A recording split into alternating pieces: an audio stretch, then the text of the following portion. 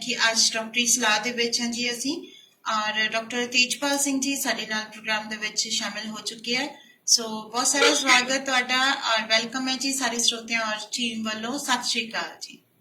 सत श्री अकाल जी मनजीत मान जी, तुहानू ते प्रवास रेडियो के सारे श्रोतियां नू बहुत बहुत प्यार भरी सत श्री अकाल जी। अज दे इस सैगमेंट स्वागत है जी जिवें आपां जी जी हाँ जी पिछले हफ्ते आपां गलबात चल रही थी अपनी ब्लड प्रेशर पे। हाँ जी ਉਹਦੇ ਨਾਲ ਹੀ ਆਪਾਂ ਇਹ ਤੈਅ ਕੀਤਾ ਸੀ ਕਿ ਅੱਜ ਆਪਾਂ ਇਸੇ ਨੂੰ ਅੱਗੇ ਤੋਰਾਂਗੇ। बिल्कुल ਜਿਹਦੇ ਚ ਇਹ ਜੁੜੀਆਂ ਹੋਈਆਂ ਚੀਜ਼ਾਂ ਨੇ ਜੀ। ਬਲੱਡ ਪ੍ਰੈਸ਼ਰ ਨੂੰ ਜਿਵੇਂ ਹਾਰਟ ਦੀਆਂ ਦਿਲ ਦੀਆਂ ਬਿਮਾਰੀਆਂ ਨਾਲ ਜੋੜਿਆ ਜਾਂਦਾ ਹੈ, ਵਿੱਚ heart attack, paralysis, brain stroke, ਇਹ ਸਾਰੀਆਂ ਚੀਜ਼ਾਂ जी ਇਹਦੇ ਨਾਲ ਹੀ ਆਉਂਦੀਆਂ ਨੇ। ठीक है जी। ਤੇ ਆਪਾਂ ਅੱਜ ਇਸ ਮੁੱਦੇ ਤੇ ਗੱਲ ਕਰਾਂਗੇ ਕਿਉਂਕਿ ਇਹ ਇਸ਼ੂ ਬਹੁਤ ਇੰਪੋਰਟੈਂਟ ਹੈ। ਤੁਸੀਂ ਖਬਰਾਂ ਪੜ੍ਹਦੇ ਹੋ, ਸੁਣਦੇ ਹੋ, ਇਹੋ ਜਿਹੀਆਂ ਘਟਨਾਵਾਂ जी ਕਿ ਭਲੇ ਚੰਗੇ ਦਿਖਦੇ ਬੰਦੇ ਜਿਹੜੇ ਦੇਖਣ ਨੂੰ ਇੰਝ ਲੱਗਦਾ ਕਿ ਪੂਰੇ ਤੰਦਰੁਸਤ ਨੇ ਤੇ ਅਚਾਨਕ हाँ जी ਜਿਹੜਾ ਹਾਰਟ ਅਟੈਕ ਆਉਂਦਾ, ਮੌਤ ਹੋ ਜਾਂਦੀ ਹੈ। जी ਇਹਦੇ ਤਾਂ ਹੁਣ ਉਮਰ ਦਾ ਵੀ ਕੋਈ ਇਹ ਨਹੀਂ ਰਿਹਾ ਜੀ। जी 25 ਸਾਲ ਦੇ ਲੋਕ, 30 ਸਾਲ ਦੇ ਲੋਕ, 40 ਸਾਲ ਦੇ ਲੋਕ ਜਿਹੜੇ ਆ ਉਹਦਾ ਸ਼ਿਕਾਰ ਹੋ ਰਹੇ ਨੇ। जी ਤੇ जी ਹਾਂਜੀ ਤੁਸੀਂ ਬੋਲੋ, ਕੁਝ ਕਹਿਣਾ ਚਾਹੁੰਦੇ ਸੀ? मैं ये कहना चाहनी हूँ अपने श्रोतियों ਨੂੰ ਇੱਕੋ ਹੀ गुजारिश ਹੁੰਦੀ है क्योंकि बड़ा अहम अज का जो सैगमेंट रहेगा, अज की जानकारी रहेगी क्योंकि पिछली बार साडे श्रोतियां ਦਾ ही ਇਹ सवाल ਸੀਗਾ कि जे बीपी ਵੱਧਦਾ ਹੈ ਜਾਂ ਵਿੱਚੋਂ ਅਟੈਕ ਆ ਜਾਂਦਾ ਹੈ ਨਾ, ਅਧਰੰਗ ਦਾ ਅਟੈਕ ਕਹਿੰਦੇ ਆ। सो श्रोतियों प्लीज प्रोग्राम ਨੂੰ शेयर जरूर करिया करो और बनती जानकारी सारिਆਂ तक पहुंचाया करो और जिन्ने भी तुहाडे दोस्त मित्र तुहाडे ग्रुप्स ਦੇ ਵਿੱਚ ਹੁੰਦੇ ਆ ਤਾਂ ਉਹਨਾਂ ਨੂੰ ਜ਼ਰੂਰ ਪ੍ਰੋਗਰਾਮ ਦੇ ਨਾਲ ਜੋੜਿਆ ਕਰੋ। ਤਾਂ ਫਿਰ ਕੰਟੀਨਿਊ ਹੈ ਜੀ ਅੱਜ ਦੀ ਜਾਣਕਾਰੀ ਜੀ। ਹਾਂਜੀ ਸਰ, ਇੱਕ ਗੱਲ ਜਿਹੜੀ ਹੈ ਉਹ ਮੈਂ ਸਰੋਤਿਆਂ ਨੂੰ ਵੀ ਕਹਿਣਾ ਚਾਹੁੰਦਾ ਕਿ ਕਾਫੀ ਸਮਾਂ ਹੋ ਗਿਆ ਆਪਾਂ ਨੂੰ ਗੱਲਬਾਤ ਕਰਦੇ ਆ। ਬਿਲਕੁਲ ਜੀ। ਤੇ ਇਹ ਗੱਲ ਤੁਹਾਨੂੰ ਮਹਿਸੂਸ ਹੋਈ ਹੋਏਗੀ ਕਿ ਇਹ ਜਾਣਕਾਰੀ ਦਾ ਸੋਰਸ ਹੋਰ ਕਿਤੇ ਲੱਭਣਾ ਨਹੀਂ ਤੁਹਾਨੂੰ। ਇਹ ਜੀ ਜਾਣਕਾਰੀ ਤੁਹਾਨੂੰ ਕੋਈ ਡਾਕਟਰ, ਕੋਈ ਹਸਪਤਾਲ, ਭਾਵੇਂ ਤੁਹਾਡਾ ਕਿੰਨਾ ਵੀ ਕਰੀਬੀ ਡਾਕਟਰ ਹੈ, ਹਾਂਜੀ ਉਹ ਤੁਹਾਨੂੰ ਇਸ ਸੰਬੰਧ ਵਿੱਚ ਕੋਈ ਜਾਣਕਾਰੀ ਇਸ ਤਰ੍ਹਾਂ ਦੀ ਨਹੀਂ ਦਿੰਦਾ ਜੀ। ਤੇ ਇਹ ਇਹੋ ਜਿਹੀ ਜਾਣਕਾਰੀ ਹੈ ਜਿਹੜੀ ਇਹਨੂੰ ਦੁਰਲੱਭ ਕਿਹਾ ਜਾ ਸਕਦਾ ਹੈ। ਬਹੁਤ ਸਾਰੀਆਂ ਕਿਤਾਬਾਂ ਪੜ੍ਹੋਗੇ ਫਿਰ ਵੀ ਹੋ ਸਕਦਾ ਇਹ ਜਾਣਕਾਰੀ ਤੁਹਾਨੂੰ ਨਾ ਲੱਭੇ ਜੀ, ਕਿਉਂਕਿ ਇਹ ਸਿੱਧਾ ਇਹੋ ਜਿਹੇ ਮੁੱਦਿਆਂ ਨਾਲ ਜੁੜੀ ਹੋਈ ਚੀਜ਼ ਹੈ ਜਿਹਦੇ ਬਾਰੇ ਲਗਾਤਾਰ ਸਾਨੂੰ ਗੁੰਮਰਾਹ ਕੀਤਾ ਜਾ ਰਿਹਾ ਜੀ। ਸਾਡੀ ਜਿਹੜੀ ਨੌਲੇਜ ਹੈ ਸਿਹਤ ਨੂੰ ਲੈ ਕੇ, ਹਾਲਾਂਕਿ ਅੱਜ ਕੱਲ੍ਹ ਆਪਾਂ ਦੇਖਦੇ ਹਾਂ ਲੋਕ ਬਹੁਤ ਅਵੇਅਰ ਸਮਝਦੇ ਨੇ ਆਪਣੇ ਆਪ ਨੂੰ ਕਿ ਮੈਂ ਤਾਂ ਜੀ ਆਪਣੀ ਸਿਹਤ ਲਈ, ਕਿਉਂਕਿ YouTube ਤੇ ਇੱਧਰ ਉੱਧਰ ਇੰਨਾ ਸਾਰਾ ਗਿਆਨ ਹੈ, ਲੇਕਿਨ ਉਹਦੇ ਚ ਜਿਹੜਾ ਵੱਡਾ ਹਿੱਸਾ ਉਹ ਮਿਸ ਇਨਫੋਰਮੇਸ਼ਨ ਹੈ, ਉਹ ਗਲਤ ਇਨਫੋਰਮੇਸ਼ਨ ਹੈ ਜੀ। ਤੇ ਇੱਕ ਚੀਜ਼ ਹੋਰ ਉਹ ਇਹ ਹੈ ਕਿ ਰੁਪਈਆ ਜਿਹੜਾ ਪੈਸਾ ਜਿਹੜਾ ਉਹ ਇਹ ਸੈਕਟਰਾਂ ਚ ਨਹੀਂ ਹੈ, ਲੱਖਾਂ ਤੇ ਕਰੋੜਾਂ ਚ ਹੈ। ਜਿਹੜਾ ਪੈਸਾ ਆਮ ਲੋਕਾਂ ਦੀ ਜੇਬ ਤੋਂ ਨਿਕਲ ਕੇ ਦਵਾ ਕੰਪਨੀਆਂ ਦੀ ਜੇਬ ਜਾ ਰਿਹਾ, ਇਹ ਕੋਈ ਛੋਟਾ ਪੈਸਾ ਨਹੀਂ ਹੈ, ਬਹੁਤ ਵੱਡੀ ਅਮਾਊਂਟ ਹੈ। ਬਿਲਕੁਲ ਜੀ ਜੀ। ਤੇ ਇਸ ਕਰਕੇ ਉਹਨਾਂ ਕੰਪਨੀਆਂ ਕੋਲੇ ਜਿਹਦੇ ਕੋਲੇ ਪੈਸੇ, ਉਹਦੇ ਕੋਲੇ ਸਾਧਨ ਵੀ ਹੁੰਦੇ ਨੇ, ਪ੍ਰਚਾਰ ਮਾਧਿਅਮ ਸਾਰੇ ਜਿਹੜੇ ਉਹਨਾਂ ਨੂੰ ਖਰੀਦ ਸਕਦੇ ਨੇ ਤੇ ਆਪਣੇ ਹੱਕ ਦਾ ਪ੍ਰਚਾਰ ਕਰਵਾ ਸਕਦੇ ਨੇ। ਇੱਥੋਂ ਤੱਕ ਕਿ ਉਹਨਾਂ ਦੀ ਤਾਕਤ ਜਿਹੜੀ ਹੈ ਉਹ ਏਡੀ ਵੱਡੀ ਹੈ ਕਿ ਕਿਸੇ ਵੀ ਸਰਕਾਰ ਨੂੰ ਜਦੋਂ ਮਰਜ਼ੀ ਉਹ ਪਲਟਾ ਸਕਦੇ ਨੇ ਜੀ। ਕਿਉਂਕਿ ਕਿਸੇ ਵੀ ਦੇਸ਼ ਦੀ ਸਰਕਾਰ ਬਣਨ ਦੇ ਵਿੱਚ ਜਿਹੜਾ ਦਾ ਪੈਸਾ ਹੈ, ਉਹ ਦਵਾ ਕੰਪਨੀਆਂ ਖੂਬ ਪੈਸਾ ਜਿਹੜਾ ਉਸ ਸਿਆਸਤ ਵਿੱਚ ਲਾਉਂਦੀਆਂ ਨੇ ਤਾਂ ਕਿ ਆਪਣੀ ਮਰਜ਼ੀ ਦੇ ਕਾਨੂੰਨ ਬਣਵਾ ਸਕਣ, ਆਪਣੀ ਮਰਜ਼ੀ ਦੀਆਂ ਜਿਹੜੀਆਂ ਡਾਇਰੈਕਸ਼ਨ ਦੇ ਹੈਲਪ ਨੂੰ ਲੈ ਕੇ ਉਹ ਲਾਗੂ ਕਰਵਾ ਸਕਣ ਜੀ। ਤੇ ਜਦੋਂ ਆਪਾਂ ਦਿਲ ਦੀ ਗੱਲ ਕਰਦੇ ਆ ਤਾਂ ਦਿਲ ਸਾਡੇ ਸਰੀਰ ਦਾ ਬਹੁਤ ਅਹਿਮ ਅੰਗ ਹੈ ਜੀ। ਬਾਕੀ ਔਰਗਨ ਸਾਡੇ ਰੈਸਟ ਕਰ ਸਕਦੇ ਨੇ, ਜਿਵੇਂ ਆਪਾਂ ਕਹਿ ਨਹੀਂ ਦਿੰਦੇ ਚੱਲ ਯਾਰ ਬਹੁਤ ਕੰਮ ਕਰ ਲਿਆ, ਥੋੜਾ ਆਰਾਮ ਕਰ ਲੈ, ਹਾਂਜੀ ਤੇ ਆਪਾਂ ਦਿਲ ਨੂੰ ਨਹੀਂ ਇਹ ਗੱਲ ਕਹਿ ਸਕਦੇ। ਹਾਂ, ਉਹਨੇ ਕੰਟੀਨਿਊ ਚੱਲਦੇ ਰਹਿਣਾ ਹੈਗਾ। ਮੈਂ ਸਮਝ ਲਓ ਕਿ ਜਦੋਂ ਉਹ ਆਰਾਮ ਕਰਨ ਲੱਗ ਗਿਆ ਨਾ ਤਾਂ ਫਿਰ ਆਪਾਂ ਨਹੀਂ ਰਹਿੰਦੇ। ਜੀ ਜਦੋਂ ਦਿਲ ਆਰਾਮ ਕਰਦਾ ਤੇ ਫਿਰ ਇਨਸਾਨ ਜਿੰਦਾ ਨਹੀਂ। ਫਿਰ ਇਨਸਾਨ ਇਸ ਕਰਕੇ ਇਹ ਇੱਕ ਇਹੋ ਜਿਹਾ ਆਰਗਨ ਹੈ ਸਾਡੀ ਬੋਡੀ ਦੇ ਵਿੱਚ ਜਿਹਨੂੰ ਕੋਈ ਰੈਸਟ ਨਹੀਂ, ਜੀ ਕੋਈ ਆਰਾਮ ਕਰਨ ਦਾ ਮੌਕਾ ਨਹੀਂ ਹੈ ਇਹਦਾ, ਇਹ ਲਗਾਤਾਰ ਧੜਕਦਾ ਰਹਿੰਦਾ ਜੀ। ਇਹ ਬਹੁਤ ਨਾਯਾਬ ਰਚਨਾ ਹੈ ਕੁਦਰਤ ਦੀ। ਹਿਊਮਨ ਬੋਡੀ ਜਿਹੜੀ ਹੈ, ਮਨੁੱਖੀ ਸਰੀਰ ਹੈ, ਬਹੁਤ ਅਦਭੁਤ ਰਚਨਾ ਹੈ ਜੀ। ਜਦੋਂ ਅਸੀਂ ਇਹਦੇ ਅੰਦਰਲੇ ਸਿਸਟਮ ਨੂੰ ਦੇਖਦੇ ਆ, ਸਮਝਦੇ ਆ, ਤਾਂ ਹੈਰਾਨ ਕਰਨ ਵਾਲੀਆਂ ਚੀਜ਼ਾਂ ਹੁੰਦੀਆਂ ਨੇ। ਜੀ ਜਿਵੇਂ ਮੈਂ ਸ਼ਾਇਦ ਪਹਿਲੇ ਕਿਸੇ ਸੈਗਮੈਂਟ ਦੀ ਗੱਲ ਹੋਈ ਹੋਵੇ ਕਿ ਹਿਊਮਨ ਬੋਡੀ ਜਿਹੜੀ ਹੈ, ਮੈਡੀਕਲ ਸਾਇੰਸ ਨੇ ਜਿੰਨੀ ਮਰਜ਼ੀ ਤਰੱਕੀ ਕਰ ਲਈ ਹੈ, ਪਰ ਅਜੇ ਤੱਕ ਕੋਈ ਇਹੋ ਜਿਹੀ ਮਸ਼ੀਨ ਨਹੀਂ ਬਣ ਸਕੀ ਜਿਹੜੀ ਰੋਟੀ ਨੂੰ ਖੂਨ ਚ ਬਦਲ ਸਕੇ। ਹਾਂਜੀ। ਜਦੋਂ ਕਿਸੇ ਵਿਅਕਤੀ ਨੂੰ ਖੂਨ ਦੀ ਲੋੜ ਪੈਂਦੀ ਤਾਂ ਕਿਸੇ ਇਨਸਾਨ ਚੋਂ ਕੱਢਣਾ ਪੈਂਦਾ। ਉਹ ਮਸ਼ੀਨ ਖਾਣੇ ਨੂੰ ਬਲੱਡ ਚ ਕਨਵਰਟ ਨਹੀਂ ਕਰ ਸਕਦੀ। ਹਿਊਮਨ ਬੋਡੀ ਹੈ ਜਿਹੜੀ ਖਾਣਾ ਖਾਂਦੇ ਆ ਤੇ ਖੂਨ ਦੇ ਵਿੱਚ ਕਨਵਰਟ ਹੁੰਦਾ ਹੈ। ਜੀ। ਤਾਂ ਦਿਲ ਦੀ ਸਾਂਭ ਸੰਭਾਲ ਜਿਹੜੀ ਹੈ ਉਹ ਬਹੁਤ ਜ਼ਰੂਰੀ ਹੈ। ਸਿਰਫ ਜਾਣਕਾਰੀ ਦੀ ਕਮੀ ਹੋਣ ਕਰਕੇ ਹੀ ਅਸੀਂ ਕੁਝ ਗਲਤੀਆਂ ਕਰਦੇ ਆ, ਜਿਹਦੇ ਕਰਕੇ ਸਾਡਾ ਦਿਲ ਕਮਜ਼ੋਰ ਹੁੰਦਾ ਤੇ ਨਾਲ ਅਚਾਨਕ ਕੰਮ ਕਰਨਾ ਬੰਦ ਕਰ। ਜੀ। ਹੁਣ ਆਪਾਂ ਇਸ ਗੱਲ ਨੂੰ ਸਮਝਦੇ ਹਾਂ ਜੀ, ਆਪਾਂ ਪਿਛਲੇ ਸੈਗਮੈਂਟ ਦੀ ਗੱਲ ਕੀਤੀ ਸੀ ਜੀ ਕਿ ਜਦੋਂ ਬਲੱਡ ਪ੍ਰੈਸ਼ਰ ਆਪਣੀ ਬੋਡੀ ਆਪਣੇ ਲੋੜ ਮੁਤਾਬਕ ਘਟਾਉਂਦੀ ਰਹਿੰਦੀ ਹੈ। ਹਾਂਜੀ।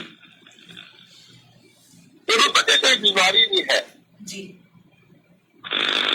ਜੇ ਤੁਹਾਡਾ ਬਲੱਡ ਪ੍ਰੈਸ਼ਰ ਥੱਲੇ ਆਉਂਦਾ ਨਹੀਂ ਹੈ, ਜੋ ਫਲਕਚੁਏਟ ਨਹੀਂ ਕਰਦਾ, ਜੀ ਲਗਾਤਾਰ ਇੱਕ ਵਧੇ ਹੋਏ ਲੈਵਲ ਤੇ ਆਉਂਦਾ ਹੈ, ਤਾਂ ਇਹਦਾ ਮਤਲਬ ਉਹਦੇ ਰਸਤੇ 'ਚ ਕਿਤੇ ਰੁਕਾਵਟ।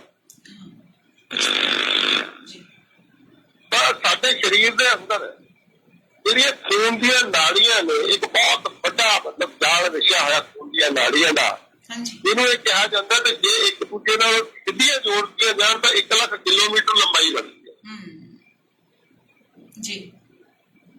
1 ਲੱਖ ਕਿਲੋਮੀਟਰ ਨਾੜੀਆਂ ਦੇ ਵਿੱਚ ਦੀ ਹਾਰਟ ਜਿਹੜਾ ਖੂਨ ਨੂੰ ਘੁਮਾਉਂਦਾ ਹੈ। ਤੇ ਬਹੁਤ ਵੱਡੀ ਫੋਰਸ ਹੁੰਦੀ ਹੈ ਜੀ, ਉਹ ਕੋਈ ਆਮ ਮਸ਼ੀਨ ਜਿਹੜੀ ਹੈ ਇਹ ਜਿਹਾ ਕੰਮ ਨਹੀਂ ਕਰਦੀ। ਜੀ। ਤਾਂ ਉਹ ਰੁਕਾਵਟ ਕਿਉਂ ਆਉਂਦੀ ਹੈ? ਜੀ। 2 ਚੀਜ਼ਾਂ ਨੇ। ਇੱਕ ਤਾਂ ਸਿੰਪਲ ਜੀ ਗੱਲ ਹੈ, ਆਪਾਂ ਪਹਿਲੇ ਸੈਗਮੈਂਟ 'ਚ ਗੱਲ ਕੀਤੀ ਸੀ ਕਿ ਜਦੋਂ ਅਸੀਂ ਆਪਣੇ ਸਰੀਰ ਨੂੰ ਵੇਸਟੇਜ ਬਾਹਰ ਨਹੀਂ ਕੱਢਾਂਗੇ,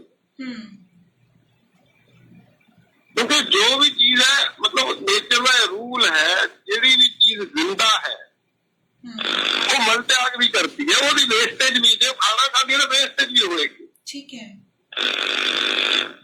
ਉਸ ਵੇਸਟੇਜ ਨੂੰ ਬੋਡੀ ਦਾ ਇੱਕ ਸਿਸਟਮ ਹੈ ਜਿਹੜਾ ਬਾਹਰ ਕੱਢਦਾ ਹੈ। ਉਹ ਪਸੀਨੇ ਰਾਹੀਂ ਕੱਢਦੀ ਹੈ, ਯੂਰਿਨ ਰਾਹੀਂ ਕੱਢਦੀ ਹੈ, ਸਟੂਲ ਰਾਹੀਂ ਕੱਢਦੀ ਹੈ, ਵੇਸਟੇਜ ਬਾਹਰ ਨਿਕਲਦੀ। ਜੀ ਬਿਲਕੁਲ। ਤੇ ਜਦੋਂ ਕੋਈ ਘਟਨਾ ਇਹੋ ਜਿਹੀ ਵਾਪਰਦੀ ਹੈ, ਅਸੀਂ ਕੁਝ ਘਟੀਆ ਚੀਜ਼ ਖਾ ਲੈਂਦੇ ਹਾਂ ਤੇ ਉਹ ਆਪਣੀ ਕਲੀਨਿੰਗ ਕਰਨ ਲਈ ਬਾਉਂਸਿੰਗ ਕ੍ਰੀਏਟ ਕਰਦੀ ਹੈ, ਲੂਜ਼ ਮੋਸ਼ਨ ਕ੍ਰੀਏਟ ਕਰਦੀ ਹੈ। ਇੱਕ ਸਮਾਂ ਹੁੰਦਾ ਹੈ ਜਦੋਂ ਅਸੀਂ ਸਾਰੇ ਤਰੀਕੇ ਡਿਸਟਰਬ ਕਰਦੇ ਹਾਂ, ਦਵਾਈਆਂ ਖਾ ਖਾ ਕੇ, ਤਾਂ ਬੋਡੀ ਬੁਖਾਰ ਚੜਾਉਂਦੀ ਹੈ। ਹਾਂਜੀ। ਤਾਂ ਜੋ ਵੇਸਟੇਜ ਨੂੰ ਬਰਨ ਕਰਕੇ ਪਸੀਨੇ ਰਾਹੀਂ ਬਾਹਰ ਕੱਢਿਆ ਜਾਵੇ। ਠੀਕ ਹੈ। ਲੇਕਿਨ ਜਦੋਂ ਅਸੀਂ ਨਾ ਸਾਰੇ ਤਰੀਕਿਆਂ ਨੂੰ ਫੇਲ ਕਰ ਦਿੰਦੇ ਹਾਂ, ਅਸੀਂ ਹਰ ਚੀਜ਼ ਨੂੰ ਦਵਾ ਲੈ ਕੇ ਡਿਸਟਰਬ ਕਰਦੇ ਜੀ, ਤਾਂ ਬੋਡੀ ਉਸ ਵੇਸਟੇਜ ਨੂੰ ਬੋਡੀ ਅੰਦਰ ਹੀ ਕਿਤੇ ਡੰਪ ਕਰਦੀ ਹੈ। ਠੀਕ ਹੈ। ਤਾਂ ਉਹ ਵੇਸਟੇਜ ਦੇ ਡੰਪ ਕਰਨ ਦੀ ਜਗ੍ਹਾ ਸਾਡੀ ਕੋਈ ਆਹ ਚੀਜ਼ ਨਹੀਂ ਹੋ ਸਕਦੀ। ਕਿਸੇ ਵੀ ਖੂਨ ਦੀ ਨਾਲੀ ਦੇ ਅਗਰ ਵੇਸਟੇਜ ਜਮ੍ਹਾਂ ਹੋਣ ਲੱਗ ਪੈਂਦੀ ਹੈ ਤਾਂ ਉੱਤੇ ਢੇਰ ਲੱਗ ਜਾਂਦਾ ਸੀ। ਹਾਂਜੀ। ਤੇ ਉਹ ਖੂਨ ਦੇ ਰਸਤੇ 'ਚ ਰੁਕਾਵਟ ਬਣਦੀ ਜੀ, ਜਿਹਦੇ ਕਰਕੇ ਉੱਥੇ ਇਹ ਗੱਲ ਆਪਾਂ ਕੀਤੀ ਸੀ ਕਿ ਜਦੋਂ ਆਪਾਂ ਪਾਈਪ ਜਿਹੜਾ ਹੈ ਇਹਨੂੰ ਲਾ ਕੇ ਪਾਈਪ, ਜਦੋਂ ਅਸੀਂ ਪਾਈਪ ਨੂੰ ਮੋੜੇ ਪੁੱਟਦੇ ਹਾਂ ਤੇ ਪ੍ਰੈਸ਼ਰ ਵੱਧ ਜਾਂਦੇ। ਹਾਂਜੀ। ਜਦੋਂ ਡਾਇਆਮੀਟਰ ਘਟੇਗਾ ਕਿਸੇ ਵੀ ਚੀਜ਼ ਦਾ, ਪਾਈਪ ਦਾ, ਤਾਂ ਪ੍ਰੈਸ਼ਰ ਜਿਹੜਾ ਉਹ ਵਧੇਗਾ। ਜੀ। ਤਾਂ ਉਹਦੇ ਕਰਕੇ ਉਹ ਬਲੱਡ ਪ੍ਰੈਸ਼ਰ ਲਗਾਤਾਰ ਵਧੀ ਹੋਈ ਰੇਂਜ 'ਚ ਆਉਂਦਾ, ਘਟਦਾ ਨਹੀਂ। ਜੀ। ਤਾਂ ਹੁਣ ਆਪਾਂ ਜਦੋਂ ਮੈਡੀਕਲ ਸਾਇੰਸ ਦੀ ਗੱਲ ਕਰਦੇ ਆ, ਉਸ ਬਲੌਕੇਜ ਨੂੰ ਉੱਥੋਂ ਹਟਾਉਣ ਦਾ ਕੋਈ ਤਰੀਕਾ ਨਹੀਂ।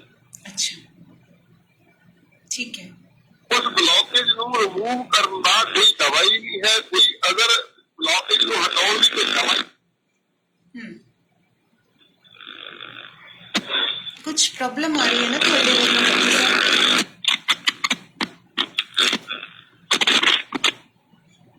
ਹੈਲੋ, ਹਾਂਜੀ, ਕੁਝ ਦਿੱਕਤ ਆ ਰਹੀ ਹੈ ਜੀ, ਹੈਡਫੋਨ ਦੀ ਪ੍ਰੋਬਲਮ ਹੈ ਸ਼ਾਇਦ। ਨਹੀਂ, ਕਿੱਦਾਂ ਦੀ ਦਿੱਕਤ ਹੈ? ਆਵਾਜ਼ ਕੱਟ ਰਹੀ ਹੈ? ਨਹੀਂ, ਆਵਾਜ਼ ਤਾਂ ਸਹੀ ਆ ਰਹੀ ਹੈ ਪਰ ਬਹੁਤ ਜ਼ਿਆਦਾ ਸ਼ੋਰ ਵੀ ਆਉਂਦਾ ਵਿੱਚ। ਹਾਂਜੀ, ਮਤਲਬ ਇਹ ਪੱਖੇ ਦਾ ਸ਼ੋਰ ਤਾਂ ਨਹੀਂ ਹੈ ਨਾ?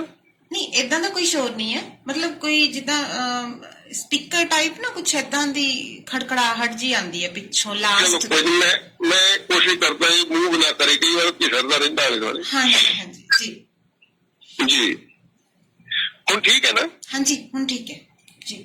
ਹਾਂ, ਤਾਂ ਕੋਈ ਤਰੀਕਾ ਇਹੋ ਜਿਹਾ ਨਹੀਂ ਹੈ ਡਾਕਟਰੀ ਵਿਗਿਆਨ ਕੋਲ ਕਿ ਉਸ ਬਲੌਕੇਜ ਨੂੰ ਉੱਥੋਂ ਹਟਾਇਆ ਜਾ ਸਕੇ। ਠੀਕ ਹੈ। ਦੂਸਰਾ ਕਾਰਨ ਹੁੰਦਾ ਬਲੌਕੇਜ ਦਾ ਕਿ ਜਿਹੜਾ ਆਮ ਲੋਕਾਂ ਨੂੰ ਸਮਝ ਆਉਂਦੀ ਹੈ, ਜੋ ਦੱਸਿਆ ਜਾਂਦਾ ਹੈ, ਉਹ ਇਹ ਹੁੰਦਾ ਵੀ ਜੇ ਤੁਹਾਡਾ ਕੋਲੇਸਟ੍ਰੋਲ ਹਾਈ ਹੈ ਤਾਂ ਕੋਲੇਸਟ੍ਰੋਲ ਜਿਹੜਾ ਨਾੜੀਆਂ ਦੇ ਅੰਦਰ ਜੰਮਦਾ ਤੇ ਉਹਦੇ ਨਾਲ ਬਲੌਕੇਜ ਬਣਦੀ ਹੈ। ਠੀਕ ਹੈ ਜੀ। ਹਾਲਾਂਕਿ ਇਸ ਤਰ੍ਹਾਂ ਨਹੀਂ ਹੁੰਦਾ। ਅਸਲ 'ਚ ਕੀ ਹੁੰਦਾ ਹੈ ਕਿ ਸਾਡੀਆਂ ਜਿਹੜੀਆਂ ਖੂਨ ਵਾਲੀਆਂ ਨਾੜੀਆਂ ਨੇ ਦੋ ਤਰ੍ਹਾਂ ਦੀਆਂ ਨੇ, ਇੱਕ ਆਰਟਰੀਜ਼ ਹੁੰਦੀਆਂ ਨੇ, ਇੱਕ ਵੇਨਸ ਹੁੰਦੀਆਂ ਨੇ।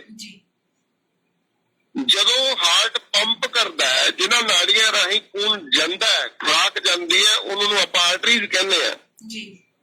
ਜਿਹਨਾਂ ਨਾੜੀਆਂ ਰਾਹੀਂ ਖੂਨ ਵਾਪਸ ਦਿਲ ਵੱਲ ਨੂੰ ਆਉਂਦਾ, ਉਹਨੂੰ ਵੇਨਸ ਕਿਹਾ ਜਾਂਦਾ ਹੈ। ਤਾਂ ਹਮੇਸ਼ਾ ਆਰਟਰੀਜ਼ ਦੇ ਅੰਦਰ ਵੇਨਸ ਦੇ ਮੁਕਾਬਲੇ ਪ੍ਰੈਸ਼ਰ ਜਿਹੜਾ ਕਈ ਗੁਣਾ ਜ਼ਿਆਦਾ ਹੁੰਦਾ। ਠੀਕ ਹੈ। ਤੇ ਉਹ ਜ਼ਿਆਦਾ ਪ੍ਰੈਸ਼ਰ ਹੋਣ ਕਰਕੇ ਉਹ ਹਮੇਸ਼ਾ ਮਤਲਬ ਇਹ ਖਤਰਾ ਬਣਿਆ ਰਹਿੰਦਾ ਕਿ ਉਹ ਉਹਨਾਂ ਦੀ ਇਨਰ ਲੇਅਰ ਹੈ ਜਿਹੜੀ ਨਾ ਉਹ ਡੈਮੇਜ ਹੋ ਸਕਦੀ ਹੈ। ਜਿਹੜੀ ਉਹਦੀ ਅੰਦਰਲੀ ਲੇਅਰ ਹੈ ਉਹ ਡੈਮੇਜ ਹੁੰਦੀ ਹੈ। ਉਹਦਾ ਕਾਰਨ, ਵੱਡਾ ਕਾਰਨ ਇਹ ਹੁੰਦਾ ਹੈ ਕਿਉਂਕਿ ਸਾਡੀਆਂ ਖੂਨ ਦੀਆਂ ਨਾੜੀਆਂ ਜਿਹੜੀਆਂ ਉਹ ਨੇਚਰ ਨੇ ਨੈਚੁਰਲ ਇਨਗਰੀਡੀਐਂਟ ਦੇ ਫਲੋ ਕਰਨ ਲਈ ਬਣਾਈਆਂ ਨੇ। ਠੀਕ ਹੈ। ਉਹਦੇ ਵਿੱਚ ਦੀ ਖੂਨ ਵਗਣਾ ਚਾਹੀਦਾ ਹੈ। ਕੁਦਰਤੀ ਜਿਹੜੇ ਪੌਸ਼ਕ ਤੱਤ ਆ ਉਹ ਜਾਣੇ ਚਾਹੀਦੇ ਨੇ। ਮਤਲਬ ਤੁਸੀਂ ਬਾਜ਼ਾਰੋਂ ਇੱਕ ਪਾਈਪ ਖਰੀਦਣ ਲੈ ਜਾਂਦੇ ਹੋ ਤੇ ਅਗਰ ਪਾਣੀ ਵਾਲਾ ਪਾਈਪ ਖਰੀਦਦੇ ਹੋ ਤੇ ਪਾਣੀ ਦੀ ਜਗ੍ਹਾ ਤੁਸੀਂ ਉਹਦੇ ਵਿੱਚ ਦੀ ਪੈਟਰੋਲ ਦਿਖਾਉਣਾ ਸ਼ੁਰੂ ਕਰਦੇ ਹੋ ਜਾਂ ਐਸਿਡ ਦਿਖਾਉਣਾ ਸ਼ੁਰੂ ਕਰਦੇ ਹੋ, ਕੈਮੀਕਲ ਦਿਖਾਉਣਾ ਸ਼ੁਰੂ ਕਰਦੇ ਹੋ ਤਾਂ ਉਹਦੀ ਲਾਈਫ ਜਿਹੜੀ ਹੈ ਘੱਟ ਜਾਂਦੀ ਹੈ। ਉਹ ਪਾਈਪ ਡੈਮੇਜ ਹੋਏਗਾ। ਜਿਹੜਾ ਪਾਣੀ ਡਿਜ਼ਾਈਨ ਪਾਈਪ ਪਾਣੀ ਦੇ ਡਿਜ਼ਾਈਨ ਕੀਤਾ ਗਿਆ ਉਹਦੇ ਵਿੱਚ ਦੀ ਕੋਈ ਹੋਰ ਚੀਜ਼ ਲਗਾਓਗੇ ਤਾਂ ਲਾਜ਼ਮੀ ਉਹ ਡੈਮੇਜ ਹੋਏਗਾ। ਠੀਕ ਹੈ। ਤੇ ਜਦੋਂ ਸਾਡੀਆਂ ਖੂਨ ਦੀਆਂ ਨਾੜੀਆਂ ਦੇ ਵਿੱਚ ਦੀ ਕੈਮੀਕਲ ਫਲੋ ਕਰਦਾ ਹੈ ਬਲੱਡ ਦੇ ਨਾਲ, ਉਹ ਕੈਮੀਕਲ ਰਿਫਾਈਨਡ ਫੂਡ, ਜਿਹੜਾ ਜਿੰਨਾ ਵੀ ਰਿਫਾਈਨਡ ਫੂਡ ਹੈ ਜੀ ਉਹਦੇ ਚ ਕੈਮੀਕਲ ਹੁੰਦੇ ਨੇ ਬਹੁਤ ਸਾਰੇ। ਜਿੰਨਾ ਵੀ ਪੈਕਡ ਫੂਡ ਹੈ ਉਹਦੇ ਚ ਉਹਨੂੰ ਪ੍ਰੀਜ਼ਰਵ ਕਰਨ ਲਈ ਕੈਮੀਕਲ ਇਸਤੇਮਾਲ ਕੀਤੇ ਜਾਂਦੇ ਨੇ। ਕੁਝ ਕੈਮੀਕਲ ਪੈਕਿੰਗ ਦੇ ਦੌਰਾਨ ਬਾਈ ਪ੍ਰੋਡਕਟ ਦੇ ਤੌਰ ਤੇ ਵੀ ਬਣ ਜਾਂਦੇ ਨੇ। ਠੀਕ ਹੈ। ਇਹ ਜਿਹੜੀਆਂ ਦਵਾਈਆਂ ਜਿੰਨੀਆਂ ਵੀ ਆਪਾਂ ਖਾਂਦੇ ਆ ਉਹ ਸਾਰੀਆਂ ਦੀਆਂ ਸਾਰੀਆਂ ਕੈਮੀਕਲ ਹੁੰਦੀਆਂ ਨੇ। ਤੁਸੀਂ ਮਤਲਬ ਆਪਾਂ ਇਸ ਗੱਲ ਨੂੰ ਇੰਜ ਕੈਲਕੂਲੇਟ ਕਰ ਸਕਦੇ ਆ। ਆਪਾਂ ਕਹਿੰਦੇ ਨਾ ਜੀ ਸਬਜ਼ੀਆਂ ਤੇ ਸਪਰੇਅ ਕੀਤਾ ਹੁੰਦਾ ਹੈ, ਫਰੂਟ ਤੇ ਮਸਾਲੇ ਲੱਗੇ ਹੁੰਦੇ ਆ। ਉਹਦੀ ਜੇ ਤੁਸੀਂ ਪਰਸੈਂਟੇਜ ਕੈਲਕੂਲੇਟ ਕਰਕੇ ਦੇਖੋ ਬਈ ਉਹਦੀ ਕੁਆਂਟੀਟੀ ਤੇ ਉਹਦੇ ਉੱਤੇ ਜਿਹੜਾ ਕੈਮੀਕਲ ਉਹਦੀ ਕੁਆਂਟੀਟੀ ਕਿੰਨੀ ਹੈ ਤਾਂ ਪਰਸੈਂਟੇਜ ਬਹੁਤ ਘੱਟ ਬਣਦੀ ਹੈ ਉਹਦੀ। ਲੇਕਿਨ ਜਿਹੜੀ ਇੱਕ ਗੋਲੀ ਖਾਂਦੇ ਆਪਾਂ ਉਹ 100% ਕੈਮੀਕਲ ਹੈ। ਬਿਲਕੁਲ ਹੈ ਨਾ, ਉਹ 100% ਕੈਮੀਕਲ ਹੈ। ਚਾਹੇ ਉਹ ਤਾਕਤ ਦੀ ਦਵਾਈ ਹੈ, ਚਾਹੇ ਉਹ ਦਰਦ ਦੀ ਦਵਾਈ ਹੈ, ਦਵਾਈ ਕੋਈ ਵੀ ਹੈ।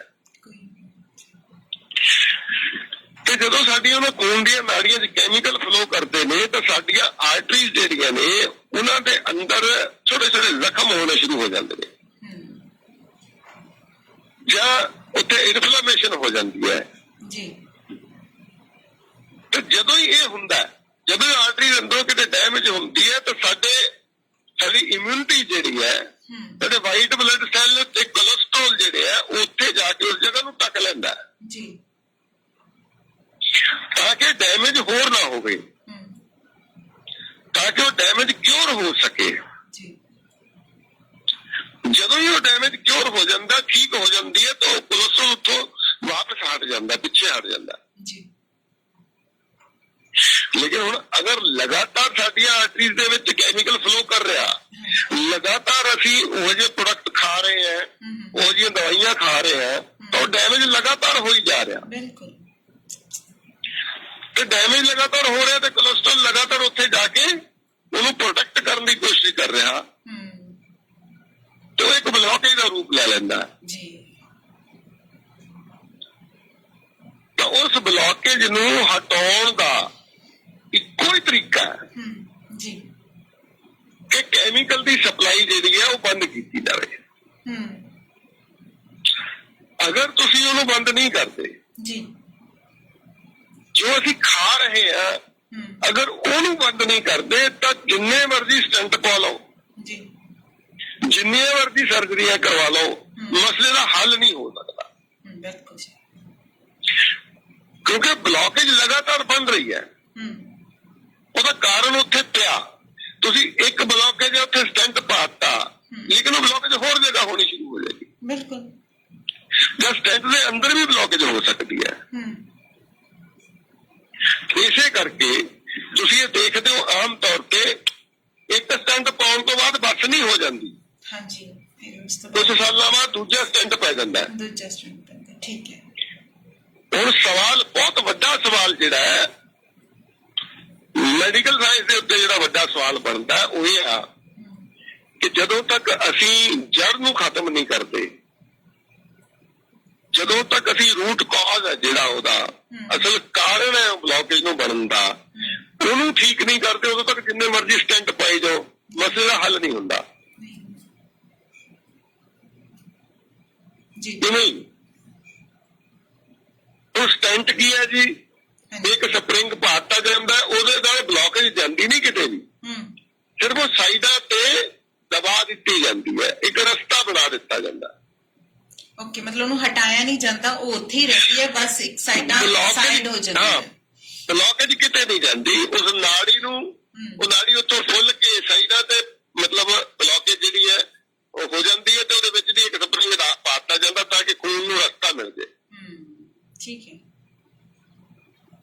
ਲੇਕਿਨ ਇਹ ਤਰੀਕਾ ਜਿਹੜਾ ਹੈ ਇਹ ਟੈਂਪਰੇਰੀ ਹੱਲ ਹੈ, ਪਰਮਾਨੈਂਟ ਹੱਲ ਨਹੀਂ ਹੈ। ਤੁਸੀਂ ਇੱਕ ਸਿੰਪਲ ਜਿਹੀ ਉਦਾਹਰਨ ਲਓ, ਬਈ ਜਿਹੜੀ ਸੜਕ ਤੇ ਪਾਣੀ ਖੜਾ ਹੋਣਾ ਸ਼ੁਰੂ ਹੋ ਜਾਂਦਾ ਹੈ, ਉਹ ਸੜਕ ਟੁੱਟਣ ਲੱਗ ਪੈਂਦੀ ਹੈ। ਲੁੱਕ ਜਿਹੜੀ ਉਹਦਾ ਲੋਕਾਂ ਦੇ ਪਾਣੀ ਦੀ ਦੁਸ਼ਮਣੀ ਹੈ। ਜਿਹੜੀ ਸੜਕ ਤੇ ਪਾਣੀ ਖੜਾ ਹੋ ਜਾਂਦਾ ਉਹ ਸੜਕ ਟੁੱਟਣੀ ਸ਼ੁਰੂ ਹੋ ਜਾਂਦੀ ਹੈ। ਹੁਣ ਤੁਸੀਂ ਉਸ ਸੜਕ ਤੇ ਜਿੰਨੇ ਮਰਜ਼ੀ ਪੱਚ ਲਾਈ ਜਾਓ, ਪਰ ਉਹਨੇ ਉੱਥੋਂ ਨਹੀਂ ਠੀਕ ਹੋਣਾ। ਜਦੋਂ ਤੱਕ ਪਾਣੀ ਖੜਦਾ ਨਹੀਂ ਰੁਕੇਗਾ, ਜਦੋਂ ਤੱਕ ਪਾਣੀ ਦੀ ਨਿਕਾਸੀ ਨਹੀਂ ਹੁੰਦੀ, ਉਦੋਂ ਤੱਕ ਉਹ ਸੜਕ ਵਾਰ-ਵਾਰ ਟੁੱਟੇਗੀ। ਬਿਲਕੁਲ ਜੀ। ਤੇ ਇਵੇਂ ਹੀ ਮਤਲਬ ਇੱਕ ਰਿਸਰਚ ਦੱਸਦੀ ਹੈ, ਬਹੁਤ ਵੱਡੀ ਸਟੇਟਮੈਂਟ ਹੈ ਜੀ ਇਹ ਜਿਹੜੀ ਮੈਂ ਬੋਲਣ ਲੱਗਿਆ।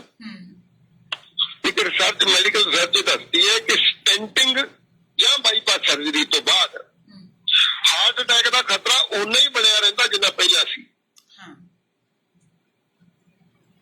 ਕੋਈ ਡਾਕਟਰ ਇਹ ਨਹੀਂ ਦੱਸਦਾ, ਕਿਉਂਕਿ ਜੇ ਇਹ ਦੱਸੇਗਾ ਤਾਂ ਫਿਰ ਸਟੈਂਟ ਪਵਾਏਗਾ ਹੀ ਨਹੀਂ ਕੋਈ। ਜੇ ਸਟੈਂਟ ਪਾਉਣ ਨਾਲ ਹਾਰਟ ਅਟੈਕ ਦਾ ਖਤਰਾ ਹੀ ਨਹੀਂ ਘਟਦਾ, ਤਾਂ ਫਿਰ ਕਿਉਂ ਪਾਏਗਾ ਕੋਈ? ਤਾਂ ਇਸ ਗੱਲ ਨੂੰ ਸਮਝਣ ਲਈ ਸਾਨੂੰ ਇਹ ਜਾਣਨਾ ਪਏਗਾ ਕਿ ਹਾਰਟ ਅਟੈਕ ਹੁੰਦਾ ਕਿਉਂ ਹੈ, ਹਾਰਟ ਅਟੈਕ ਕਹਿੰਦੇ ਕਿਹਨੂੰ ਆ। ਕਿਉਂਕਿ ਜਿਹੜੀ ਬਲੌਕੇਜ ਵੱਡੇ ਸਾਈਜ਼ ਦੀ ਹੁੰਦੀ ਹੈ, ਮਤਲਬ 60% ਹੈ, 70% ਇਹ ਮਿਲਿਆ ਜਾਂਦਾ ਹੈ ਉਹਨੂੰ ਕਿੰਨੇ ਪਰਸੈਂਟ ਬਲੌਕੇਜ ਹੋਗੀ। 70% ਹੈ, 80% ਹੈ, 80%, 90% ਬਲੌਕੇਜ ਦੇ ਵਿੱਚ ਹੀ ਸਟੈਂਟ ਪਾਇਆ ਜਾਂਦਾ ਹੈ। ਜਦ ਕਿ ਉਹ ਬਲੌਕੇਜ ਕਦੀ ਹਾਰਟ ਅਟੈਕ ਦੀ ਵਜ੍ਹਾ ਬਣਦੀ ਹੋਈ। ਕਾਰਨ ਕੀ ਹੈ ਕਿ ਜਿਹੜੀ ਪੁਰਾਣੀ ਬਲੌਕੇਜ ਹੁੰਦੀ ਹੈ, ਜਿੰਨੀ ਪੁਰਾਣੀ ਬਲੌਕੇਜ ਹੈ, ਜਿੰਨੀ ਵੱਡੀ ਬਲੌਕੇਜ ਹੈ, ਉਹਦੇ ਉੱਪਰਲੀ ਜਿਹੜੀ ਲੇਅਰ ਹੈ, ਜਿਹਨੂੰ ਮੈਂਬਰੇਨ ਕਹਿੰਦੇ ਨੇ, ਉਹ ਕਾਫੀ ਸਟਰੋਂਗ ਹੁੰਦੀ ਹੈ,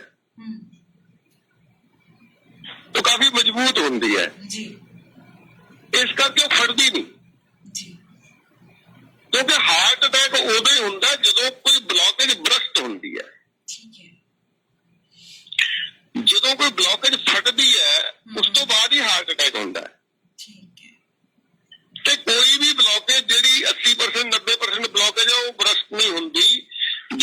ਨਵੀਂ ਬਣੀ ਬਲੌਕੇਜ ਹੈ 40% ਹੈ 30% ਹੈ, ਉਹ ਬਲੌਕੇਜ ਬਰਸਟ ਹੁੰਦੀ ਹੈ ਜਦੋਂ ਹੀ ਕੋਈ ਬੈਕਟੀਰੀਅਲ ਅਟੈਕ ਹੁੰਦਾ ਹੈ। ਜਦੋਂ ਕੋਈ ਬਾਹਰੋਂ ਬੈਕਟੀਰੀਆ ਆ ਕੇ ਉਸ ਜਗ੍ਹਾ ਤੇ ਅਟੈਕ ਕਰਦਾ ਹੈ ਤਾਂ ਉਹ ਬਲੌਕੇਜ ਫਟ ਜਾਂਦੀ ਹੈ ਔਰ ਫਿਰ ਹਾਰਟ ਅਟੈਕ ਆ ਜਾਂਦਾ ਜੀ। ਔਰ ਜਦੋਂ ਬਲੌਕੇਜ ਫਟਦੀ ਹੈ ਤਾਂ ਬਲੌਕੇਜ ਦੇ ਵਿੱਚ ਜਿਹੜਾ ਮਟੀਰੀਅਲ ਹੁੰਦਾ ਹੈ, ਪਲੇਕ ਕਹਿੰਦੇ ਨੇ ਉਹਨੂੰ, ਉਹ ਬੜਾ ਗਾੜਾ ਜਿਹਾ ਮਟੀਰੀਅਲ ਹੁੰਦਾ ਤੇ ਉਹ ਬਲੱਡ ਦੇ ਵਿੱਚ ਘੁਲ ਜਾਂਦਾ ਹੈ। ਉਹਦੇ ਵਿੱਚ ਕਲਾਟਸ ਹੁੰਦੇ ਨੇ, ਮਤਲਬ ਟੁਕੜੇ ਹੁੰਦੇ ਨੇ, ਇਹ ਕਹ ਲਓ ਪੀਸਸ ਜੀ, ਬਲੱਡ ਦੇ ਠੱਕੇ ਜਿਹਨੂੰ ਆਪਾਂ ਕਹਿੰਦੇ ਆ।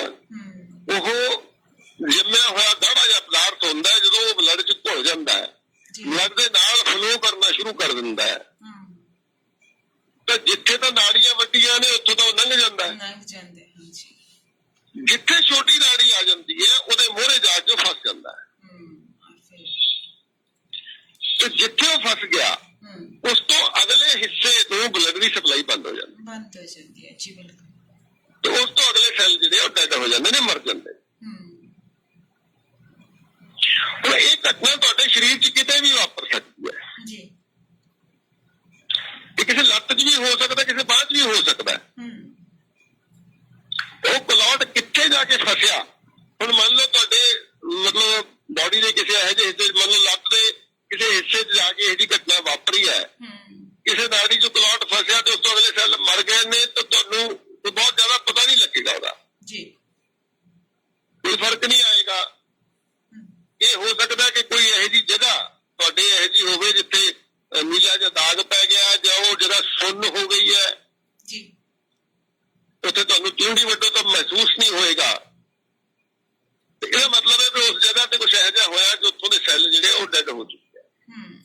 ਠੀਕ ਹੈ। ਲੇਕਿਨ ਜਦੋਂ ਇਹ ਘਟਨਾ ਦਿਲ ਦੇ ਵਿੱਚ ਵਾਪਰਦੀ ਹੈ,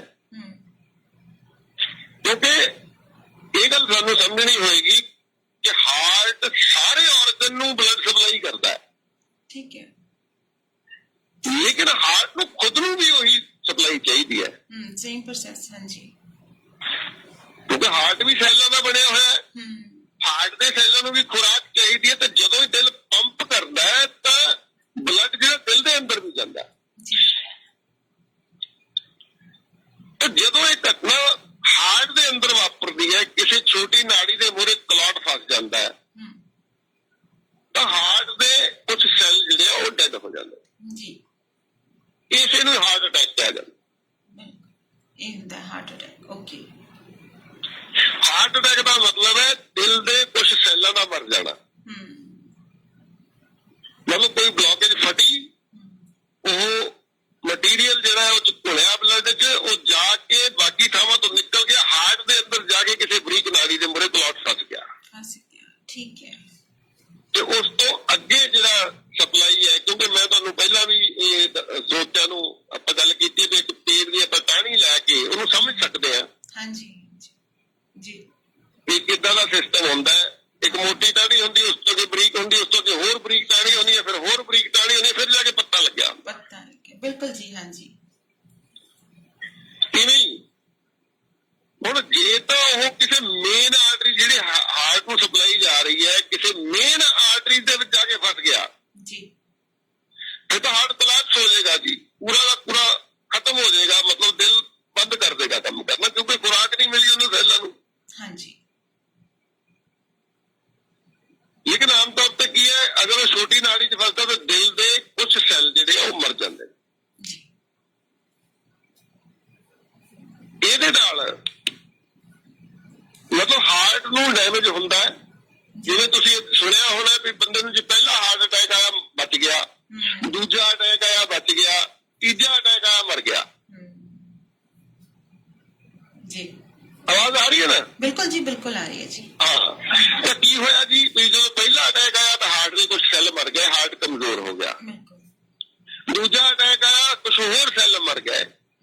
ਹਾਰਟ ਇੰਨਾ ਕਮਜ਼ੋਰ ਹੋਇਆ ਕਿ ਤੀਜਾ ਅਟੈਕ ਜਿਹੜਾ ਉਹ ਚੱਲ ਨਹੀਂ ਸਕਿਆ, ਉਹਦੇ ਡੈਡ ਹੋ ਗਿਆ ਤੇ ਇਨਸਾਨ ਦੀ ਮੌਤ ਹੋ ਗਈ।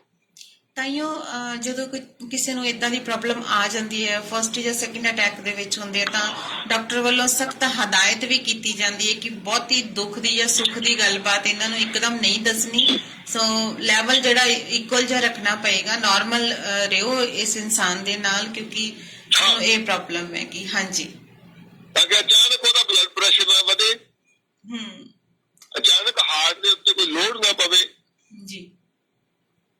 ਤੇ ਕਿਉਂਕਿ ਦਿਲ ਹਾਰ ਅਟੈਕ ਤੋਂ ਬਾਅਦ ਦਿਲ ਕਮਜ਼ੋਰ ਹੋ ਜਾਂਦਾ ਹੈ ਜੀ। ਤੇ ਇਹ ਤਾਂ ਹੋ ਗਿਆ ਜੀ। ਇੱਥੋਂ ਤੱਕ ਜਿਹੜੀ ਘਟਨਾ ਹੈ, ਹਾਰਟ ਅਟੈਕ ਜਿਹੜੀ ਘਟਨਾ ਹੈ, ਇਹਦੇ ਨਾਲ ਇਨਸਾਨ ਦੀ ਮੌਤ ਤਾਂ ਹੋ ਸਕਦੀ ਹੈ, ਹਾਂਜੀ, ਲੇਕਿਨ ਪੈਰਾਲਾਈਸਿਸ ਨਹੀਂ ਹੁੰਦਾ ਇਹਦੇ ਨਾਲ। ਠੀਕ ਹੈ। ਹੈਨਾ, ਪੈਰਾਲਾਈਸਿਸ ਅੱਗੇ ਆਪਾਂ ਗੱਲ ਕਰਦੇ ਹਾਂ, ਪੈਰਾਲਾਈਸਿਸ ਹੋਰ ਮੁੱਦਾ ਹੈ। ਹਾਂਜੀ, ਆਮ ਤੌਰ ਤੇ ਇਹੀ ਕਿਹਾ ਜਾਂਦਾ ਕਿ ਹਾਰਟ ਅਟੈਕ ਹੋਣ ਨਾਲ ਪੈਰਾਲਾਈਸਿਸ ਹੁੰਦਾ ਹੈ, ਠੀਕ ਹੈ।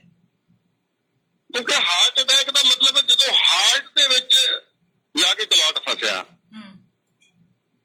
ਤਾਂ ਹਾਰਟ ਦੇ ਸੈੱਲ ਮਰਨਗੇ, ਉਹਦੇ ਨਾਲ ਬਾਡੀ ਦੇ ਬਾਕੀ ਹਿੱਸਿਆਂ ਨੂੰ ਕੋਈ ਬਹੁਤਾ ਫਰਕ ਨਹੀਂ ਪੈਂਦਾ। ਲੇਕਿਨ ਜਦੋਂ ਇਹੀ ਘਟਨਾ ਬ੍ਰੇਨ 'ਚ ਜਾ ਕੇ ਵਾਪਰਦੀ ਹੈ, ਜੀ, ਜਦੋਂ ਕਲੌਟ ਜਾ ਕੇ ਬ੍ਰੇਨ ਦੀ ਕਿਸੇ ਨਾੜੀ 'ਚ ਫਸੇਗਾ ਤਾਂ ਫਿਰ ਬ੍ਰੇਨ ਦੇ ਕੁਝ ਸੈੱਲ ਡੈਡ ਹੋਣਗੇ।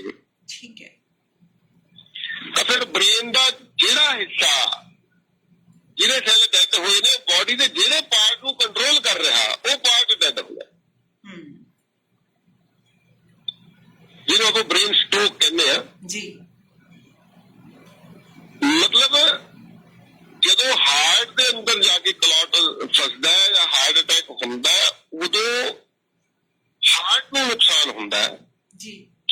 ਇਹ ਵੱਖਰੀ ਗੱਲ ਹੈ ਕਿ ਜਦੋਂ ਹਾਰਟ ਕਮਜ਼ੋਰ ਹੋ ਗਿਆ, ਉਹਦੀ ਸਪਲਾਈ ਜਿਹੜੀ ਬਾਕੀ ਆਰਗਨਸ ਨੂੰ ਵੀ ਘਟ ਜਾਏਗੀ ਜਾਂ ਉਹਦਾ ਨੁਕਸਾਨ ਤਾਂ ਹੋਏਗਾ ਲੌਂਗ ਰਨ 'ਚ, ਲੇਕਿਨ ਪੈਰਾਲਾਈਸਿਸ ਉਦੋਂ ਹੁੰਦਾ ਜਦੋਂ ਇਹ ਘਟਨਾ ਬ੍ਰੇਨ 'ਚ ਜਾ ਕੇ ਵਾਪਰਦੀ ਹੈ। ਜੀ, ਦਿਮਾਗ ਦੇ ਨਾਲ ਜਦੋਂ ਇਹ ਘਟਨਾ ਵਾਪਰਦੀ ਹੈ ਫਿਰ ਕੁਝ ਪ੍ਰੋਬਲਮ ਵੱਖਰੀ ਹੁੰਦੀ ਹੈ ਨਾ।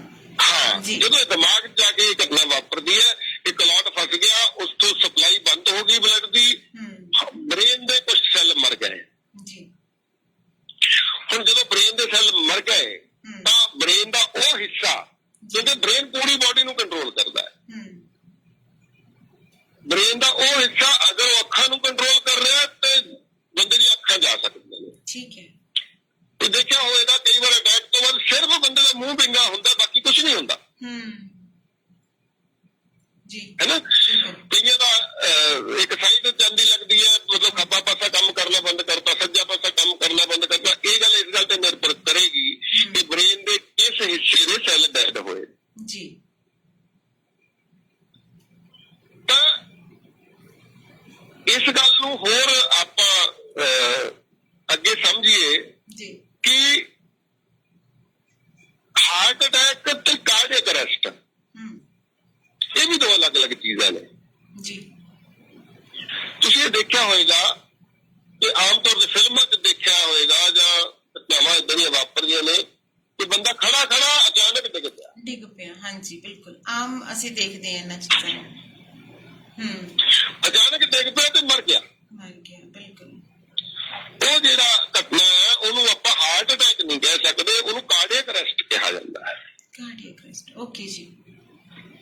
ਕਾਰਡੀਅਕ ਅਰੈਸਟ ਤੇ ਹਾਰਟ ਅਟੈਕ ਦੇ ਵਿੱਚ ਫਰਕ ਇਹ ਹੈ ਜੀ ਕਿ ਹਾਰਟ ਅਟੈਕ ਦਾ ਮਤਲਬ ਹੈ ਦਿਲ ਦੇ ਕੁਝ ਸੈੱਲਾਂ ਦਾ ਮਰ ਜਾਣਾ, ਤੇ ਕਾਰਡੀਅਕ ਅਰੈਸਟ ਦਾ ਮਤਲਬ ਹੈ ਪੂਰਾ ਦਿਲ ਕੰਮ ਕਰਨਾ ਬੰਦ ਕਰ। ਠੀਕ ਹੈ। ਜਿਹੜਾ ਇੱਕਦਮ ਹਾਦਸੇ ਵਾਪਰਦੇ ਅਸੀਂ ਆਮ ਹੀ ਦੇਖਦੇ ਹਾਂ, ਸਾਡੇ ਕੋਲੇ ਬੜੇ ਸਾਰੇ ਏਦਾਂ ਸਾਡੇ ਪਰਿਵਾਰਾਂ ਦੇ ਵਿੱਚ ਵੀ ਏਦਾਂ ਦੇ ਹੋਏ ਵੀ ਹਾਦਸੇ, ਵੀ ਇੱਕਦਮ ਬੰਦਾ ਖੜਾ ਗੱਲ ਕਰ ਰਿਹਾ ਔਰ ਇੱਕਦਮ ਡਿੱਗਿਆ ਤੇ ਬਸ ਖਤਮ।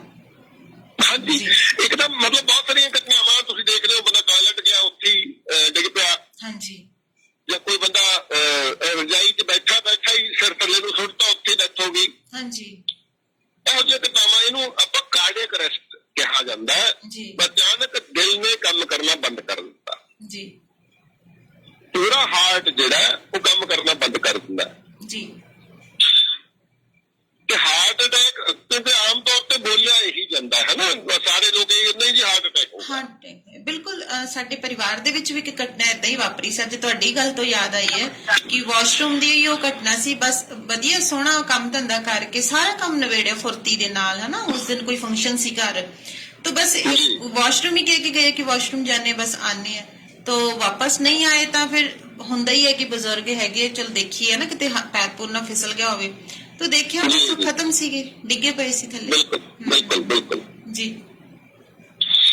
तो जो हार्ट अटैक है, हार्ट अटैक का जो डेथ रेट है वो है 10%। अच्छा, ठीक है। अगर 100 लोगों को हार्ट अटैक आउंदा तो 10 लोग मरदे ने। ठीक है। आम तौर पे एक जो रिसर्च है ये है कि हार्ट अटैक का जो डेथ रेट है वो 10% है जी। ये कुछ भी ना किया जाए, मतलब उस बंदे को कोई मेडिकल फैसिलिटी नहीं मिलती तो 100 से 10 लोग मर जाते हैं। ठीक है। ਜਿਹੜਾ ਕਾਰਡੀਅਕ ਅਰੈਸਟ ਹੈ, ਕਾਰਡੀਅਕ ਅਰੈਸਟ ਦਾ ਡੈਥ ਰੇਟ ਜਿਹੜਾ ਉਹ ਬਹੁਤ ਜ਼ਿਆਦਾ 96%, ਮਤਲਬ 3-4 ਬੰਦੇ ਬਚ ਸਕਦੇ ਨੇ, ਬਾਕੀ ਜਿਹੜੇ ਆ 100 ਦੇ ਵਿੱਚੋਂ 95-96 ਲੋਕ ਜਿਹੜੇ ਆ ਉਹ ਚਲੇ ਜਾਂਦੇ ਨੇ ਜੀ। ਹਾਲਾਂਕਿ ਇਸ ਟੌਪਿਕ ਤੇ ਆਪਾਂ ਫਿਰ ਕਿਤੇ ਗੱਲ ਕਰਾਂਗੇ। ਕਾਰਡੀਅਕ ਅਰੈਸਟ ਤੋਂ ਬਾਅਦ ਜੀ ਜਿਹੜਾ ਕਾਰਡੀਅਕ ਅਰੈਸਟ ਜਦੋਂ ਆਉਂਦਾ ਬੰਦੇ ਨੂੰ, ਤਾਂ ਸਾਡੇ ਕੋਲ ਪਹਿਲੇ 4 ਮਿੰਟ ਜਿਹੜੇ ਆ ਉਹ ਇਹੋ ਜਿਹੇ ਹੁੰਦੇ ਨੇ ਜੀ। ਪਹਿਲੇ 4 ਮਿੰਟ ਦੇ ਵਿੱਚ ਅਗਰ ਉਸ ਬੰਦੇ ਨੂੰ ਸਹੀ ਤਰੀਕੇ ਨਾਲ ਚੈਸਟ ਕੰਪਰੈਸ਼ਨ ਜਿਹਨੂੰ ਆਪਾਂ ਕਹਿੰਦੇ ਹਾਂ, ਛਾਤੀ ਦਬਾਉਂਦੇ ਹੁੰਦੇ ਨੇ ਜਿਹੜੇ, ਅਗਰ ਸਹੀ ਤਰੀਕੇ ਨਾਲ ਕੋਈ ਟ੍ਰੇਨਡ ਬੰਦਾ ਚੈਸਟ ਕੰਪਰੈਸ਼ਨ ਪਹਿਲੇ 4 ਮਿੰਟਾਂ 'ਚ ਦੇ ਦਿੰਦਾ ਹੈ ਤਾਂ ਉਸ ਬੰਦੇ ਨੇ ਦੁਬਾਰਾ ਜਿੰਦਾ ਹੋਣ ਦੇ ਚਾਂਸ 70% ਹੁੰਦੇ ਨੇ ਜੀ। ਕੋਈ ਵੀ ਬੰਦਾ ਜਿਹੜਾ ਮਰ ਗਿਆ, ਤੁਸੀਂ ਹਾਰਟ ਅਟੈਕ ਤੇ ਕਾਰਡੀਅਕ ਅਰੈਸਟ ਵਿੱਚ ਇੱਕ ਹੋਰ ਬੁਨਿਆਦੀ ਫਰਕ ਆਪਾਂ ਇਹ ਸਮਝਿਆ ਕਿ ਹਾਰਟ ਅਟੈਕ ਵਾਲਾ ਪੇਸ਼ੈਂਟ ਜਿਹੜਾ ਹੈ ਅਗਰ ਉਹ ਬੇਸੁੱਧ ਵੀ ਹੋ ਜਾਂਦਾ ਹੈ ਜੀ ਤਾਂ ਵੀ ਉਹਦੀ ਹਾਰਟ ਬੀਟ ਚੱਲ ਰਹੀ ਹੁੰਦੀ ਹੈ ਤੇ ਸਾਹ ਚੱਲ ਰਿਹਾ ਹੁੰਦਾ। ਠੀਕ ਹੈ। ਲੇਕਿਨ ਕਾਰਡੀਅਕ ਅਰੈਸਟ ਦੇ ਵਿੱਚ no response, no breath, no pulse, सब कुछ रुक जाता है जी, सब कुछ बंद हो जाता है। मतलब पेशेंट रिस्पॉन्स भी कोई नहीं करेगा, ਉਹਦਾ ਹਾਰਟ ਵੀ ਬੰਦ ਹੈ ਤੇ ਉਹਦਾ ਸਾਹ ਵੀ ਬੰਦ ਹੈ। ਇਸੇ ਚੀਜ਼ ਨੂੰ ਦੇਖ ਕੇ ਜਦੋਂ ਆਪਾਂ ਆਮ ਦੇਖਦੇ ਹਾਂ ਜੀ ਤੇ ਡਾਕਟਰ ਨਬਜ਼ ਫੜ ਕੇ ਦੇਖਦਾ ਤੇ ਜਦੋਂ ਨਬਜ਼ ਨਹੀਂ ਉਹਨੂੰ ਲੱਭਦੀ ਤਾਂ ਕਹਿੰਦਾ ਬਸ ਜੀ ਇਹ ਬੰਦਾ ਮਰ ਗਿਆ ਜੀ। ਲੇਕਿਨ ਪਹਿਲੇ 4 ਮਿੰਟ ਜਿਹੜੇ ਹੁੰਦੇ ਨੇ ਉਹਨਾਂ 4 ਮਿੰਟਾਂ ਦੇ ਵਿੱਚ ਕਿਉਂਕਿ ਭਾਵੇਂ ਖੂਨ ਘੁੰਮਣਾ ਬੰਦ ਹੋ ਗਿਆ, ਹਾਰਟ ਨੇ ਕੰਮ ਕਰਨਾ ਬੰਦ ਕਰਤਾ, ਲੇਕਿਨ ਸੈੱਲਾਂ ਕੋਲ ਜਿੰਦੇ ਰਹਿਣ ਜੋਗਾ ਪਹਿਲੇ 4 ਮਿੰਟ ਜਿੰਦਾ ਰਹਿਣ ਜੋਗੀ ਖੁਰਾਕ ਹੁੰਦੀ ਹੈ। ਠੀਕ ਹੈ। ਤਾਂ ਪਹਿਲੇ 4 ਮਿੰਟ ਅਗਰ ਉਹ ਬੰਦਾ ਮਤਲਬ ਉਹਨੂੰ ਚੈਸਟ ਕੰਪਰੈਸ਼ਨ ਠੀਕ ਤਰੀਕੇ ਨਾਲ ਦਿੱਤਾ ਜਾਂਦਾ ਹੈ ਤਾਂ ਅਗਰ ਉਹ ਦੁਬਾਰਾ ਉੱਠ ਖੜਦਾ ਤਾਂ ਵਿਦਆਊਟ ਐਨੀ ਡੈਮੇਜ ਜਿੰਦਾ ਹੋ ਸਕਦਾ ਹੈ। ਠੀਕ ਹੈ। ਕਿਉਂਕਿ ਬ੍ਰੇਨ ਦੇ ਸੈੱਲ ਜਿਹੜੇ 4 ਮਿੰਟ ਤੋਂ ਬਾਅਦ ਮਰਨਾ ਸ਼ੁਰੂ ਕਰਦੇ ਨੇ, ਹਾਲਾਂਕਿ 10 ਮਿੰਟ ਹੁੰਦੇ ਨੇ। ਪਹਿਲੇ 10 ਮਿੰਟਾਂ 'ਚ ਪਹਿਲੇ 4 ਮਿੰਟਾਂ 'ਚ ਵਿਦਆਊਟ ਐਨੀ ਡੈਮੇਜ, ਉਸ ਤੋਂ ਬਾਅਦ ਵਿਦ ਡੈਮੇਜ। ਮਤਲਬ ਜੇ 4 ਮਿੰਟ ਤੋਂ ਬਾਅਦ ਉਹ ਬੰਦਾ ਜਿੰਦਾ ਹੁੰਦਾ ਤਾਂ ਹੋ ਸਕਦਾ ਉਹਦਾ ਕੋਈ ਪਾਰਟ ਕੰਮ ਕਰਨਾ ਬੰਦ ਕਰ ਦੇ, ਬ੍ਰੇਨ ਦੇ ਕੁਝ ਸੈੱਲ ਮਰ ਗਏ ਹੋਣ। ਠੀਕ ਹੈ। ਲੇਕਿਨ ਪਹਿਲੇ 4 ਮਿੰਟ ਜਿਹੜੇ ਆ ਉਹ ਬਹੁਤ ਇੰਪੋਰਟੈਂਟ ਹੁੰਦੇ ਨੇ। ਉਹੀ 4 ਮਿੰਟ ਜਾਂ ਪਹਿਲੇ 10 ਮਿੰਟ ਜਿਹੜੇ ਆ ਆਪਾਂ ਕੀ ਕਰਦੇ ਆ ਕਿ ਉਹ ਜਿਹੜੇ ਜੀਵਨ ਨੂੰ ਬਚਾਉਣ ਵਾਲੇ 10 ਮਿੰਟ ਹੁੰਦੇ ਨੇ ਉਹ ਆਪਾਂ ਐਂਬੂਲੈਂਸ ਕਾਲ ਕਰਨ ਨੂੰ ਗਵਾਉਂਦੇ ਆ। ਮਤਲਬ ਇਹੋ ਜਿਹੀ ਘਟਨਾ ਵਾਪਰਦੀ ਹੈ ਤੁਹਾਡੇ ਸਾਹਮਣੇ, ਕਿਸੇ ਦੇ ਤੇ ਕੋਈ ਬੰਦਾ ਸੜਕ ਤੇ ਜਾਂਦਾ ਜਾਂਦਾ ਡਿੱਗ ਪਿਆ, ਲੋਕ ਇਕੱਠੇ ਹੋ ਗਏ, ਸਭ ਤੋਂ ਪਹਿਲਾ ਕੰਮ ਕੀ ਹੁੰਦਾ? ਕਾਲ ਦਾ ਐਂਬੂਲੈਂਸ। ਹਾਂਜੀ ਬਿਲਕੁਲ। ਤਾਂ ਇਹਦੇ ਤੇ ਇੱਕ ਗੱਲ ਜ਼ਿਕਰ ਕਰਨ ਵਾਲੀ ਹੈ ਕਿ ਡੈਨਮਾਰਕ ਇੱਕ ਇਹੋ ਜਿਹਾ ਦੇਸ਼ ਹੈ ਜੀ ਜਿਹਨੇ ਇਹ ਟ੍ਰੇਨਿੰਗ ਨੂੰ ਕੋਡ ਬਲੂ ਟ੍ਰੇਨਿੰਗ ਕਹਿੰਦੇ ਆ। ਹਾਂਜੀ। ਕਿਵੇਂ ਮਰੇ ਹੋਏ ਬੰਦੇ ਨੂੰ ਜਿੰਦਾ ਕਰਨਾ ਦੁਬਾਰਾ। ਅੱਛਾ।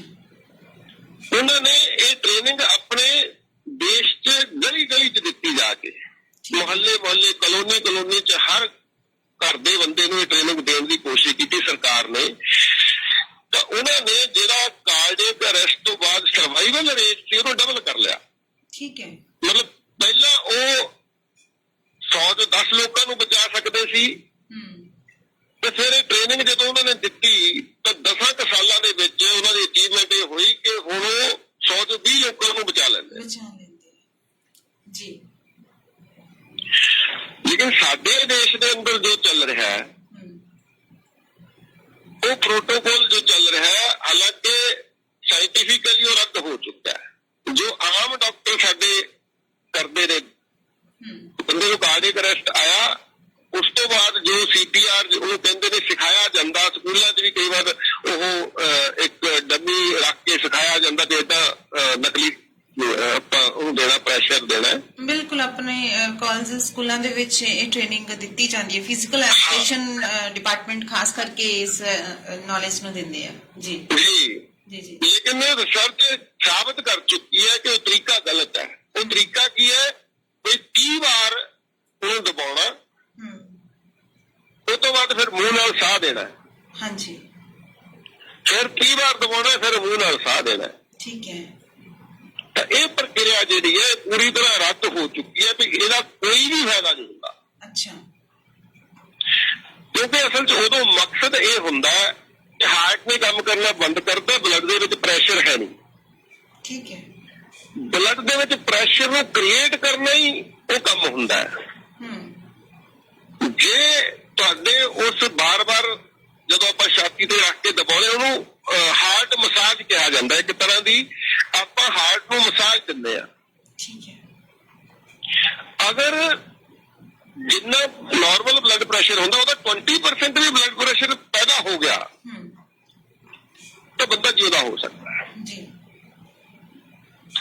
ਤਾਂ ਉਹਦੇ ਨਾਲ ਕੀ ਹੁੰਦਾ ਜੀ ਕਿ 30 ਵਾਰ ਅਸੀਂ ਦਬਾਉਂਦੇ ਆ, ਥੋੜਾ ਜਿਹਾ ਪ੍ਰੈਸ਼ਰ ਬਣਦਾ, ਫਿਰ ਆਪਾਂ ਮੂੰਹ ਨਾਲ ਸਾਹ ਦੇਣ ਲੱਗ ਪੈਂਦੇ, ਉਹ ਜ਼ੀਰੋ ਹੋ ਜਾਂਦਾ। ਫਿਰ 30 ਵਾਰ ਦਬਾਉਂਦੇ ਆ, ਫਿਰ ਆਪਾਂ ਮੂੰਹ ਨਾਲ ਸਾਹ ਦਿੰਦੇ ਆ। ਮਤਲਬ ਉਹ ਉਸ ਐਕਟੀਵਿਟੀ ਦਾ ਕੋਈ ਲਾਭ ਨਹੀਂ ਹੈ ਜਿਹੜਾ ਇਹ ਕਹਿ ਲਓ ਵੀ ਇਹ ਪ੍ਰੋਟੋਕੋਲ ਇੱਕ ਕਿਸਮ ਦਾ ਰੱਦ ਹੋ। ਜੀ। ਲੇਕਿਨ ਸਾਡੇ ਅੱਜ ਵੀ ਉਹੀ ਫੋਲੋ ਕੀਤਾ ਜਾਂਦਾ। ਕਿਸੇ ਵੀ ਹਸਪੀਟਲ ਤੁਸੀਂ ਦੇਖ ਲਓਗੇ, ਵੈਸੇ ਤਾਂ ਡਾਕਟਰ ਖੇਚਲ ਨਹੀਂ ਕਰਦੇ ਜੀ ਇੰਨੀ ਕਿ ਉਹ 2 ਮਿੰਟ ਜਾਂ 3 ਮਿੰਟ ਤੱਕ ਚੈਸਟ ਕੰਪਰੈਸ਼ਨ ਕਰਨ। ਮੈਨੂੰ ਪਤਾ ਹੈ, ਮੇਰੇ ਮਦਰ ਦੀ ਡੈਥ ਹੋਈ ਹਸਪੀਟਲ 'ਚ, ਮੈਂ ਉਸ ਵੇਲੇ ਮੌਜੂਦ ਸੀ ਨਾਲ।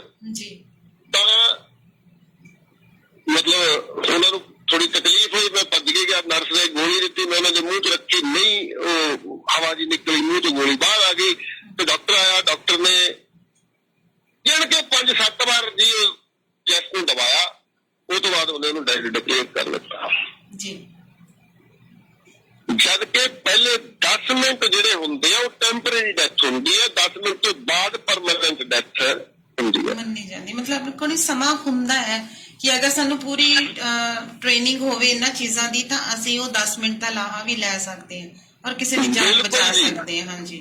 ਮਤਲਬ ਜਾਨ ਬਚਣ ਦੇ ਚਾਂਸ 70% ਹੁੰਦੇ ਨੇ, ਛੋਟੇ ਮੋਟੇ ਨਹੀਂ ਹੈ, 5-4% ਨਹੀਂ, 70% ਚਾਂਸ ਹੁੰਦੇ ਨੇ ਕਿ ਅਗਰ ਕੋਈ ਟ੍ਰੇਨਡ ਬੰਦਾ ਕੰਪਰੈਸ਼ਨ ਦੇ ਸਕਦਾ ਹੋਵੇ ਤਾਂ ਹੋ ਸਕਦਾ ਪਹਿਲੇ 2 ਮਿੰਟਾਂ 'ਚ ਉਹ ਬੰਦਾ ਦੁਬਾਰਾ ਉੱਠ ਕੇ ਬਹਿ ਜਾਏ ਔਰ ਵਿਦਆਊਟ ਐਨੀ ਡੈਮੇਜ, ਫਿਰ ਪਤਾ ਨਹੀਂ ਕਿੰਨੇ ਸਾਲ ਜੀਏਗਾ ਉਹ ਬੰਦਾ।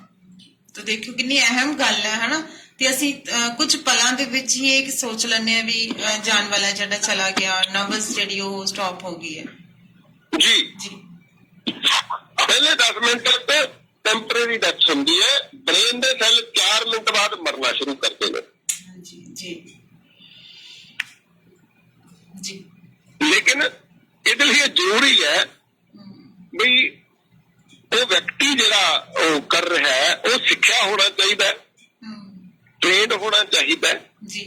ਤੇ ਮਤਲਬ ਇਹਦਾ ਜੋ ਲੇਟੈਸਟ ਗਾਈਡਲਾਈਨ ਉਹ ਕੀ ਹੈ ਵੀ 100 ਟਾਈਮ 1 ਮਿੰਟ ਦੇ ਵਿੱਚ, 1 ਮਿੰਟ 'ਚ 100 ਵਾਰ ਕੱਢਣਾ ਚਾਹੀਦਾ। ਜੀ। 100 ਵਾਰ ਕੰਪਰੈਸ਼ਨ 1 ਮਿੰਟ ਦੇ ਵਿੱਚ ਘੱਟੋ ਘੱਟ। ਜੀ। ਤੇ ਉਹਦੀ ਡੈਪਥ ਜਿਹੜੀ ਹੈ 2 ਇੰਚ ਤੱਕ ਹੋਣੀ ਚਾਹੀਦੀ ਹੈ। ਐ ਨਹੀਂ ਹੈ ਵੀ ਉਹ ਦਬਾ ਤਾਂ ਰਿਹਾ ਪਰ ਉਹ ਦਬ ਹੀ ਨਹੀਂ ਰਿਹਾ, ਜਾਂ ਮਤਲਬ ਉਹ ਹੌਲੀ ਹੌਲੀ ਦਬਾ ਰਿਹਾ। ਪੂਰੀ ਟ੍ਰੇਨਿੰਗ ਦੇ ਨਾਲ ਇਹ ਸੈਟਅਪ ਜਿਹੜਾ ਚੈੱਕ ਕਰਨਾ ਪਏਗਾ ਫਿਰ ਤਾਂ। ਹਾਂ, ਅਣਜਾਣ ਨਹੀਂ ਅਣਜਾਣ ਕਰ ਸਕਦਾ। ਅਣਜਾਣ ਨੂੰ ਤਾਂ ਇਹ ਨਹੀਂ ਪਤਾ ਲੱਗਦਾ ਵੀ ਸਹੀ ਜਗ੍ਹਾ ਕਿਹੜੀ ਹੈ, ਸਹੀ ਜਗ੍ਹਾ ਤੇ ਵੀ ਤਾਂ ਕਰਨਾ ਹੋਊਗਾ ਨਾ ਉਹ। ਹਾਂ ਜੀ ਜੀ ਜੀ। ਜੇ ਸਹੀ ਜਗ੍ਹਾ ਤੇ ਨਹੀਂ ਹੋ ਰਿਹਾ ਤਾਂ ਵੀ ਉਹਦਾ ਕੋਈ ਫਾਇਦਾ ਨਹੀਂ ਹੋਏਗਾ।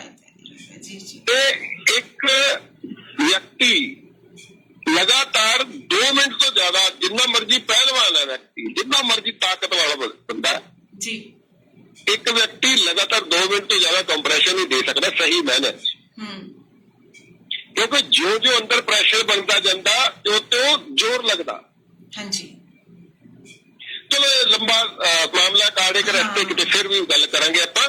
ਤੇ ਆਪਾਂ ਹਾਰਟ ਅਟੈਕ ਵਾਲੇ ਮਾਮਲੇ 'ਚ ਆਈਏ ਤਾਂ ਜਿਹੜਾ ਪ੍ਰੋਟੋਕੋਲ ਹੈਗਾ, ਹਾਂਜੀ, ਸਭ ਤੋਂ ਪਹਿਲਾਂ ਹਾਰਟ ਅਟੈਕ ਵਾਲੇ ਬੰਦੇ ਨੂੰ ਮੈਂ ਇੱਕ ਗੱਲ ਬੋਲਣੀ ਚਾਹੁੰਦਾ, ਹਾਲਾਂਕਿ ਇਹ ਗੱਲਾਂ ਜਿਹੜੀਆਂ ਨੇ ਨਾ ਹਾਲਤ ਤੋਂ ਥੱਲੇ ਉਤਰਨੀਆਂ ਬਹੁਤ ਔਖੀਆਂ ਨੇ, ਲੇਕਿਨ ਐਵੀਡੈਂਸਿਸ ਨੇ ਇਹਨਾਂ ਦੇ।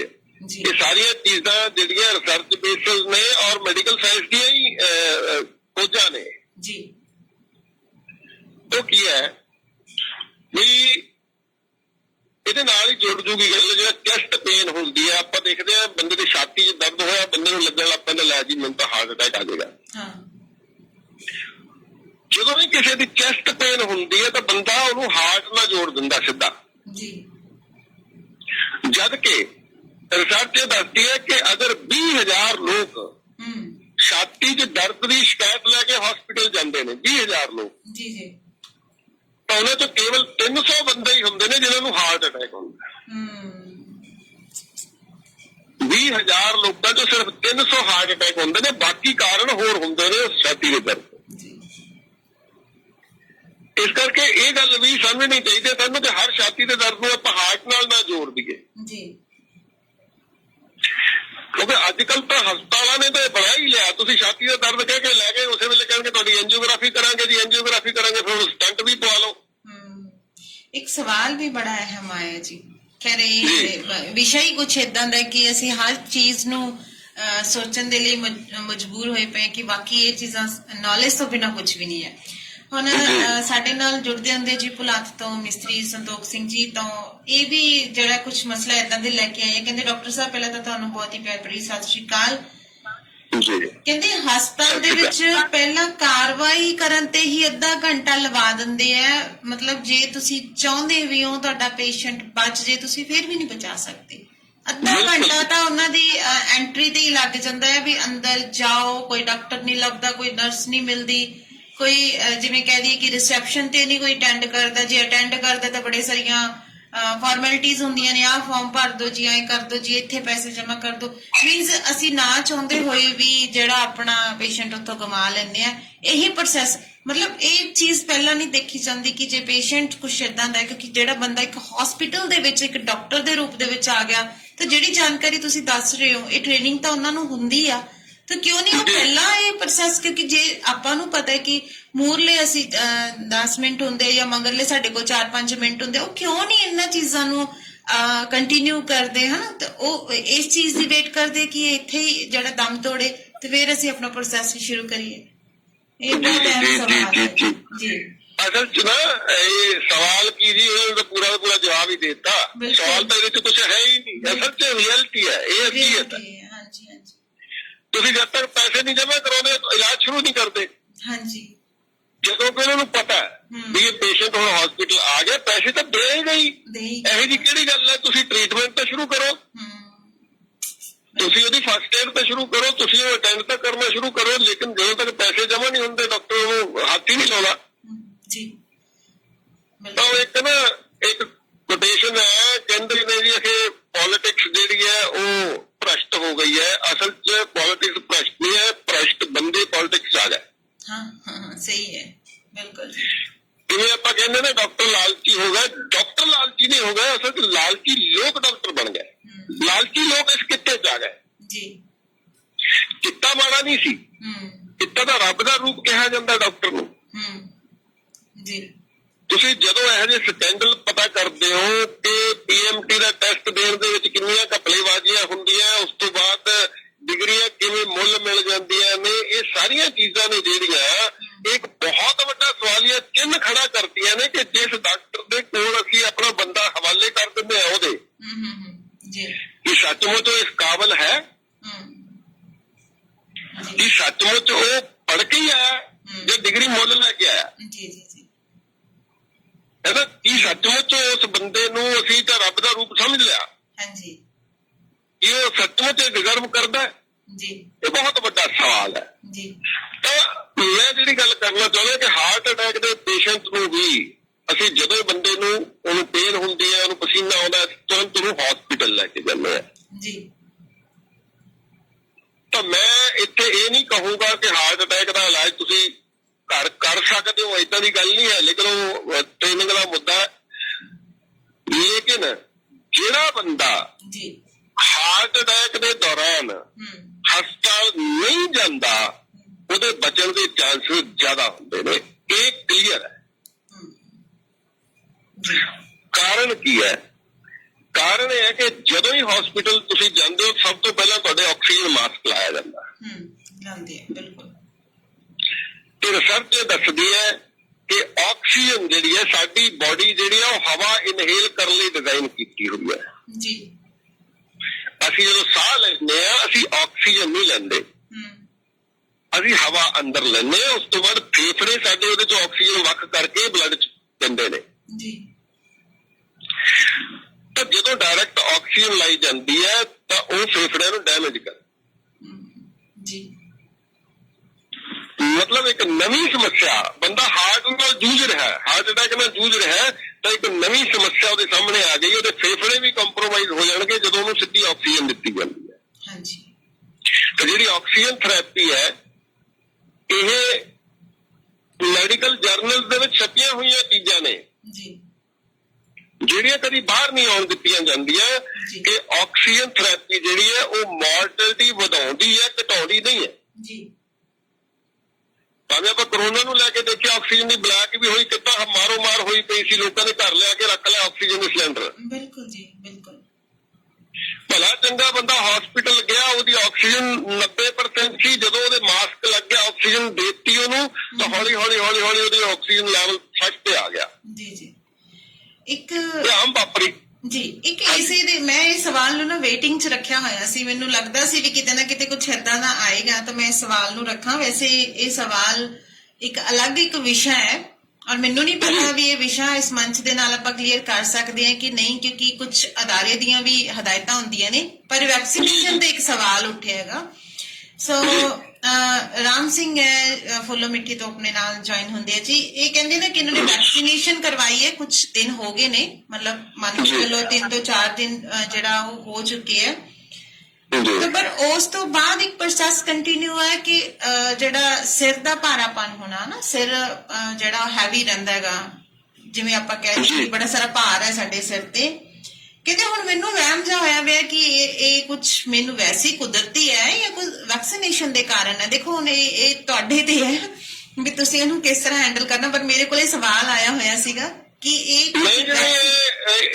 ਕੋਈ ਏਦਾਂ ਦੀ ਗੱਲ ਹੀ ਨਹੀਂ ਹੈ ਜੀ, ਬਹੁਤ ਕਲੀਅਰ ਕੱਟ ਹੈ ਜੀ। ਹਾਂਜੀ, ਬਹੁਤ ਕਲੀਅਰ ਕੱਟ ਹੈ ਕਿ ਜਿਹੜੀ ਵੈਕਸੀਨ ਲਾਈ ਜਾ ਰਹੀ ਹੈ ਤੁਸੀਂ ਖੁਸ਼ਕਿਸਮਤ ਹੋ ਕਿ ਤੁਹਾਡਾ ਸਿਰਫ ਸਿਰ ਭਾਰਾ ਹੋਇਆ। ਓ ਮਾਈ ਗॉड, ਤੁਸੀਂ ਬਹੁਤ ਲੱਕੀ ਹੋ। ਨਹੀਂ ਤਾਂ ਇੱਥੇ ਤਾਂ 2 ਡੋਜ਼ ਲੈਣ ਤੋਂ ਬਾਅਦ ਲੋਕ ਕੋਰੋਨਾ ਨਾਲ ਮਰੇ ਨੇ। ਡਾਕਟਰ ਕੇ ਅਗਰਵਾਲ ਇੱਕ ਬਹੁਤ ਵੱਡੀ ਸ਼ਖਸੀਅਤ ਜਿਹੜੀ ਏਮਜ਼ ਹਸਪੀਟਲ ਦੇ ਡਾਕਟਰ ਸੀਗੇ, 2 ਡੋਜ਼ ਲੱਗਣ ਤੋਂ ਬਾਅਦ ਫਿਰ ਕੋਰੋਨਾ ਨਾਲ ਮੌਤ ਹੋਈ ਇਹਨਾਂ ਦੀ। ਹਾਂ, ਬਹੁਤ ਅਹਿਮ ਗੱਲ ਹੈ। ਔਰ ਕਲੌਟ ਹੋ ਰਹੇ ਨੇ, ਲੋਕਾਂ ਨੂੰ ਪੈਰਾਲਾਈਸਿਸ ਹੋ ਰਹੇ ਨੇ, ਲੋਕਾਂ ਦੀ ਮੌਤ ਹੋ ਰਹੀ ਹੈ, ਲੋਕਾਂ ਨੂੰ ਦਿਖਣਾ ਬੰਦ ਹੋ ਰਿਹਾ, ਬਹੁਤ ਸਾਰੇ ਐਡਵਰਸ ਇਫੈਕਟ ਆ ਰਹੇ ਨੇ ਜੀ। ਕਿਉਂਕਿ ਇੱਥੇ ਸਾਨੂੰ ਕਾਮਨ ਸੈਂਸ ਯੂਜ਼ ਕਰਨੀ ਪਊਗੀ। ਵੈਕਸੀਨ ਆਉਣ ਲਈ 5 ਤੋਂ 7 ਸਾਲ ਲੱਗਦੇ ਨੇ। ਕਿਸੇ ਵੀ ਵਾਇਰਸ ਦੀ ਵੈਕਸੀਨ ਬਣਨ ਨੂੰ 5 ਤੋਂ 7 ਸਾਲ ਲੱਗਦੇ ਨੇ ਆਮ ਤੌਰ ਤੇ। ਤੇ ਇਹ ਵੈਕਸੀਨੇਸ਼ਨ ਸਾਰੀ ਦੀ ਸਾਰੀ ਟ੍ਰਾਇਲ ਬੇਸ ਹੈ, ਇਹਦੀ ਕੋਈ ਪਸ਼ੂਆਂ ਤੇ ਟ੍ਰਾਇਲ ਨਹੀਂ ਹੋਈ, ਕਿਸੇ ਤਰ੍ਹਾਂ ਦੀ ਟ੍ਰਾਇਲ ਨਹੀਂ, ਸਿੱਧੀ ਹਿਊਮਨ ਤੇ ਟ੍ਰਾਇਲ ਹੋ ਰਹੀ ਹੈ। ਔਰ ਬਹੁਤ clear cut company vaccine manufacture company ਜਿਹੜੀ ਹੈ ਉਹਨੇ ਸਰਕਾਰ ਨੂੰ ਇਹ ਸ਼ਰਤ ਰੱਖੀ ਹੈ ਕਿ ਅਸੀਂ ਕੋਈ ਜ਼ਿੰਮੇਵਾਰੀ ਨਹੀਂ ਲਵਾਂਗੇ, ਕਿਸੇ ਨੂੰ ਮੁਆਵਜ਼ਾ ਨਹੀਂ ਦੇਵਾਂਗੇ, ਸਾਡੇ ਤੇ ਕੋਈ ਕਾਨੂੰਨੀ ਕਾਰਵਾਈ ਨਹੀਂ ਹੋਣੀ ਚਾਹੀਦੀ। ਪਰ ਇਹਦੇ ਤੇ ਇੱਕ ਚਲੋ ਇਹਦਾ ਆਪਣਾ ਬਹੁਤ ਗੰਭੀਰ ਮੁੱਦਾ ਹੈ, ਕਦੇ ਇਸ ਤੇ ਵੀ ਆਪਾਂ ਵਿਚਾਰ ਚਰਚਾ ਤੇ ਆਵਾਂਗੇ, ਪਰ ਇਹਦੀ ਹੁਣ ਇੱਕ ਕੰਪਲਸ਼ਨ ਵੀ ਕੀਤੀ ਗਈ ਹੈ ਨਾ। ਖੈਰ ਮੈਂ ਤਾਂ ਨਹੀਂ ਇਸ ਡੋਜ਼ ਦੇ ਵਿੱਚ ਆਈ, ਹਲੇ ਕੰਪਲਸ਼ਨ ਹੋ ਰਹੀ ਹੈ ਹਰ ਡਿਪਾਰਟਮੈਂਟ ਦੇ ਵਿੱਚ। ਅਗਰ ਤੁਸੀਂ ਦੋਨੋਂ ਡੋਜ਼ ਲਏ ਹੈ ਤਾਂ ਹੀ ਤੁਸੀਂ ਜੁਆਇਨ ਹੋ ਸਕਦੇ ਹੋ, ਨਹੀਂ ਤਾਂ ਫਿਰ ਤੁਸੀਂ ਜੌਬ ਲੈਫਟ ਕਰ ਸਕਦੇ ਹੋ, ਕਾਲਜ ਚੋਂ ਲੈਫਟ ਹੋ ਸਕਦੇ ਹੋ, ਸਕੂਲ ਚ ਐਡਮਿਸ਼ਨ ਨਹੀਂ ਤੁਹਾਡੀ ਪ੍ਰੋਪਰ ਹੋਏਗੀ। ਤਾਂ ਫਿਰ ਡਾਕਟਰ ਸਾਹਿਬ ਇਹ ਹੋ ਕੀ ਰਿਹਾ, ਧੱਕਾ ਜਾਂ ਫਿਰ ਸ਼ਰੇਆਮ ਹੀ ਮਤਲਬ ਧੱਕਾ? ਦੇਖੋ ਮੈਂ ਤੁਹਾਨੂੰ ਦੱਸਦਾ, ਮੇਰੇ ਕੋਲੇ 3-4 RTI ਦੀਆਂ ਕਾਪੀਆਂ ਨੇ। ਤੁਸੀਂ ਆਪ RTI ਪਾਓ, ਭਾਰਤ ਸਰਕਾਰ ਨੂੰ ਇਹ ਪੁੱਛੋ, ਮਿਨਿਸਟਰੀ ਆਫ ਹੈਲਥ ਨੂੰ ਪੁੱਛੋ ਕਿ ਵੈਕਸੀਨੇਸ਼ਨ ਕੰਪਲਸਰੀ ਹੈ, ਤਾਂ ਉਹਨਾਂ ਦਾ ਜਵਾਬ ਆਉਂਦਾ ਨਹੀਂ, ਇਹ ਵਲੰਟੀਅਰ ਹੈ, ਕੋਈ ਲੈਣਾ ਚਾਹੇ ਲੈ ਸਕਦਾ, ਨਹੀਂ ਲੈਣਾ ਚਾਹੇ ਨਾ ਲਵੇ। ਤੇ ਫਿਰ ਇਹ ਡਿਪਾਰਟਮੈਂਟਸ, ਮੈਨੂੰ ਕਈ ਜਿਵੇਂ ਹੁਣ ਸਾਡੇ ਬੱਚੇ ਹੈ ਹਨਾ, ਯੂਥ ਹੈ ਸਾਡੀ, ਤਾਂ ਯੂਥ ਦੇ ਲਈ ਯੂਨੀਵਰਸਿਟੀ ਕਾਲਜ ਕੰਪਲਸਰੀ ਕੀਤਾ ਜੀ, ਅਗਰ ਤੁਹਾਡੇ ਕੋਲ ਦੋਨੋਂ ਡੋਜ਼ ਦੇ ਸਰਟੀਫਿਕੇਟ ਹੈ ਤਾਂ ਤੁਸੀਂ ਐਡਮਿਸ਼ਨ ਕਰਵਾਓਗੇ, ਕਲਾਸ 'ਚ ਬੈਠੋਗੇ, ਅਦਰਵਾਈਜ਼ ਸੌਰੀ, ਹਨਾ? ਜਿਹੜੇ ਲੋਕ ਵੀ, ਜਿਹੜੇ ਡਿਪਾਰਟਮੈਂਟ, ਜਿਹੜੇ ਅਧਿਕਾਰੀ ਹਾਂਜੀ ਇਹਨੂੰ ਕੰਪਲਸਰੀ ਕਰ ਰਹੇ ਨੇ, ਲੋਕਾਂ ਨੂੰ ਫੋਰਸ ਕਰ ਰਹੇ ਨੇ, ਉਹ ਸਾਰੇ ਦੇ ਸਾਰੇ ਜੇਲ੍ਹ 'ਚ ਜਾਣ। ਉਹ ਭਾਰਤ ਸਰਕਾਰ ਦੇ ਕਾਨੂੰਨ ਦੀ ਉਲੰਘਣਾ ਕਰ ਰਹੇ ਨੇ। ਸੈਂਟਰਲ ਗਵਰਨਮੈਂਟ ਦੀ ਕੋਈ ਇਹੋ ਜਿਹੀ ਇੰਸਟਰਕਸ਼ਨ ਨਹੀਂ ਹੈ ਕਿ ਕੰਪਲਸਰੀ ਹੈ ਜੀ। ਭਾਰਤ ਸਰਕਾਰ ਇਹ ਕਹਿੰਦੀ ਹੈ ਕਿ it is not compulsory, volunteer ਹੈ, ਜਿਹੜਾ ਲੈਣਾ ਚਾਹੇ ਲੈ ਸਕਦਾ। ਤੁਸੀਂ ਅੱਜ RTI ਪਾ ਕੇ ਪੁੱਛ ਲਓ, ਤੁਹਾਨੂੰ ਅੱਜ ਵੀ ਜਵਾਬ ਇਹੀ ਮਿਲੇਗਾ। ਪਰ ਇਹਦੇ ਵਿੱਚ ਦੇਖੋ ਹੁਣ ਇਹ ਆਪਾਂ ਥੋੜਾ ਆਪਣੇ ਕਹਿੰਦੇ ਹੁੰਦੇ ਨਾ ਮੁੱਦੇ ਤੋਂ ਥੋੜੇ ਜਿਹੇ ਭਟਕਦੇ ਆ, ਪਰ ਇਹ ਵੀ ਜ਼ਰੂਰੀ ਸੀ ਗੱਲ ਕਰਨੀ। ਕਰਾਮ ਸਿੰਘ ਦੇ ਮੈਸੇਜ ਨੇ ਮੇਰਾ ਇਹ ਕਈ ਦਿਨਾਂ ਤੋਂ ਤੁਹਾਡੇ ਨਾਲ ਮਨ ਵਿਚਾਰ ਬਣ ਰਿਹਾ ਸੀ, ਕਿਉਂਕਿ ਜਦੋਂ ਯੂਥ ਤੇ ਗੱਲ ਆਉਂਦੀ ਹੈ ਨਾ ਕਿ ਇੱਕ ਯੂਥ ਹੈ, ਸਾਡੇ ਦੇਸ਼ ਦਾ ਭਵਿੱਖ ਕਹਿ ਲਈਏ, ਸਾਡੀ ਆਉਣ ਵਾਲੀ ਪੀੜ੍ਹੀ ਕਹਿ ਲਈਏ।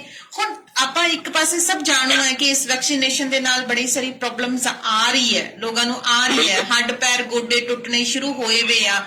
ਮੇਰੇ ਖੁਦ ਦੇ 2 ਪੇਸ਼ੈਂਟਸ ਕੁਝ ਏਦਾਂ ਦੇ ਨੇ ਕਿ 올ਡ ਉਮਰ ਦੇ ਵਿੱਚ ਨੇ, ਉਹਨਾਂ ਨੇ ਵੈਕਸੀਨੇਸ਼ਨ ਕਰਵਾਈ, ਉਸ ਤੋਂ ਪਹਿਲਾਂ ਇਹ ਪ੍ਰੋਬਲਮ ਨਹੀਂ ਸੀ। ਚਲੋ ਮੈਂ ਵਹਿਮ ਨਹੀਂ ਪਾਉਂਦੀ, ਮੇਰਿਆਂ ਤੇ ਬੀਤੀ ਹੈ, ਜੋ ਮੇਰਿਆਂ ਤੇ ਬੀਤੇਗੀ ਮੈਂ ਤਾਂ ਉਹੀ ਸ਼ੇਅਰ ਕਰੂੰਗੀ, ਜੋ ਤੁਹਾਡਿਆਂ ਤੇ ਬੀਤੇਗੀ ਉਹ ਤੁਸੀਂ ਸ਼ੇਅਰ ਕਰੋਗੇ। ਤਾਂ ਉਹਨਾਂ ਨੇ ਦੱਸਿਆ ਕਿ ਉਸ ਤੋਂ ਬਾਅਦ ਜੋੜ ਦੁਖਣੇ ਜਿਹੜੇ ਉਹ ਸ਼ੁਰੂ ਹੋਏ ਆ, ਗੋਡਿਆਂ ਤੋਂ ਪ੍ਰੋਪਰ ਉਵੇਂ ਜਿਵੇਂ ਅਸੀਂ ਪਹਿਲਾਂ ਤੁਰਦੇ ਸੀ, ਥੋੜੀ ਤਕਲੀਫ ਆਉਂਦੀ ਆ। ਤਾਂ ਕੁਛ ਤਾਂ ਹੈ ਜੋ ਇਹ ਮਸਲਾ ਬੜਾ ਗੰਭੀਰ ਹੋਇਆ ਪਿਆ। ਹੁਣ ਬੱਚਿਆਂ ਨੂੰ ਇਹ ਡੋਜ਼ ਲੈਣੀ ਪੈ ਰਹੀ ਹੈ, ਕੰਪਲਸ਼ਨ ਹੈ ਉਹਨਾਂ ਕੋਲ। ਨਹੀਂ, ਮੈਂ ਬਹੁਤ ਕਲੀਅਰ ਬੋਲਣਾ ਚਾਹੁੰਦਾ। ਬਹੁਤ ਸਾਰੇ ਹਾਈ ਕੋਰਟ ਨੇ, ਮੇਘਾਲਿਆ ਹਾਈ ਕੋਰਟ ਨੇ ਇਹ ਸਾਰੇ ਇੰਸਟਰਕਸ਼ਨ ਰੱਦ ਕੀਤੇ ਨੇ। ਜੀ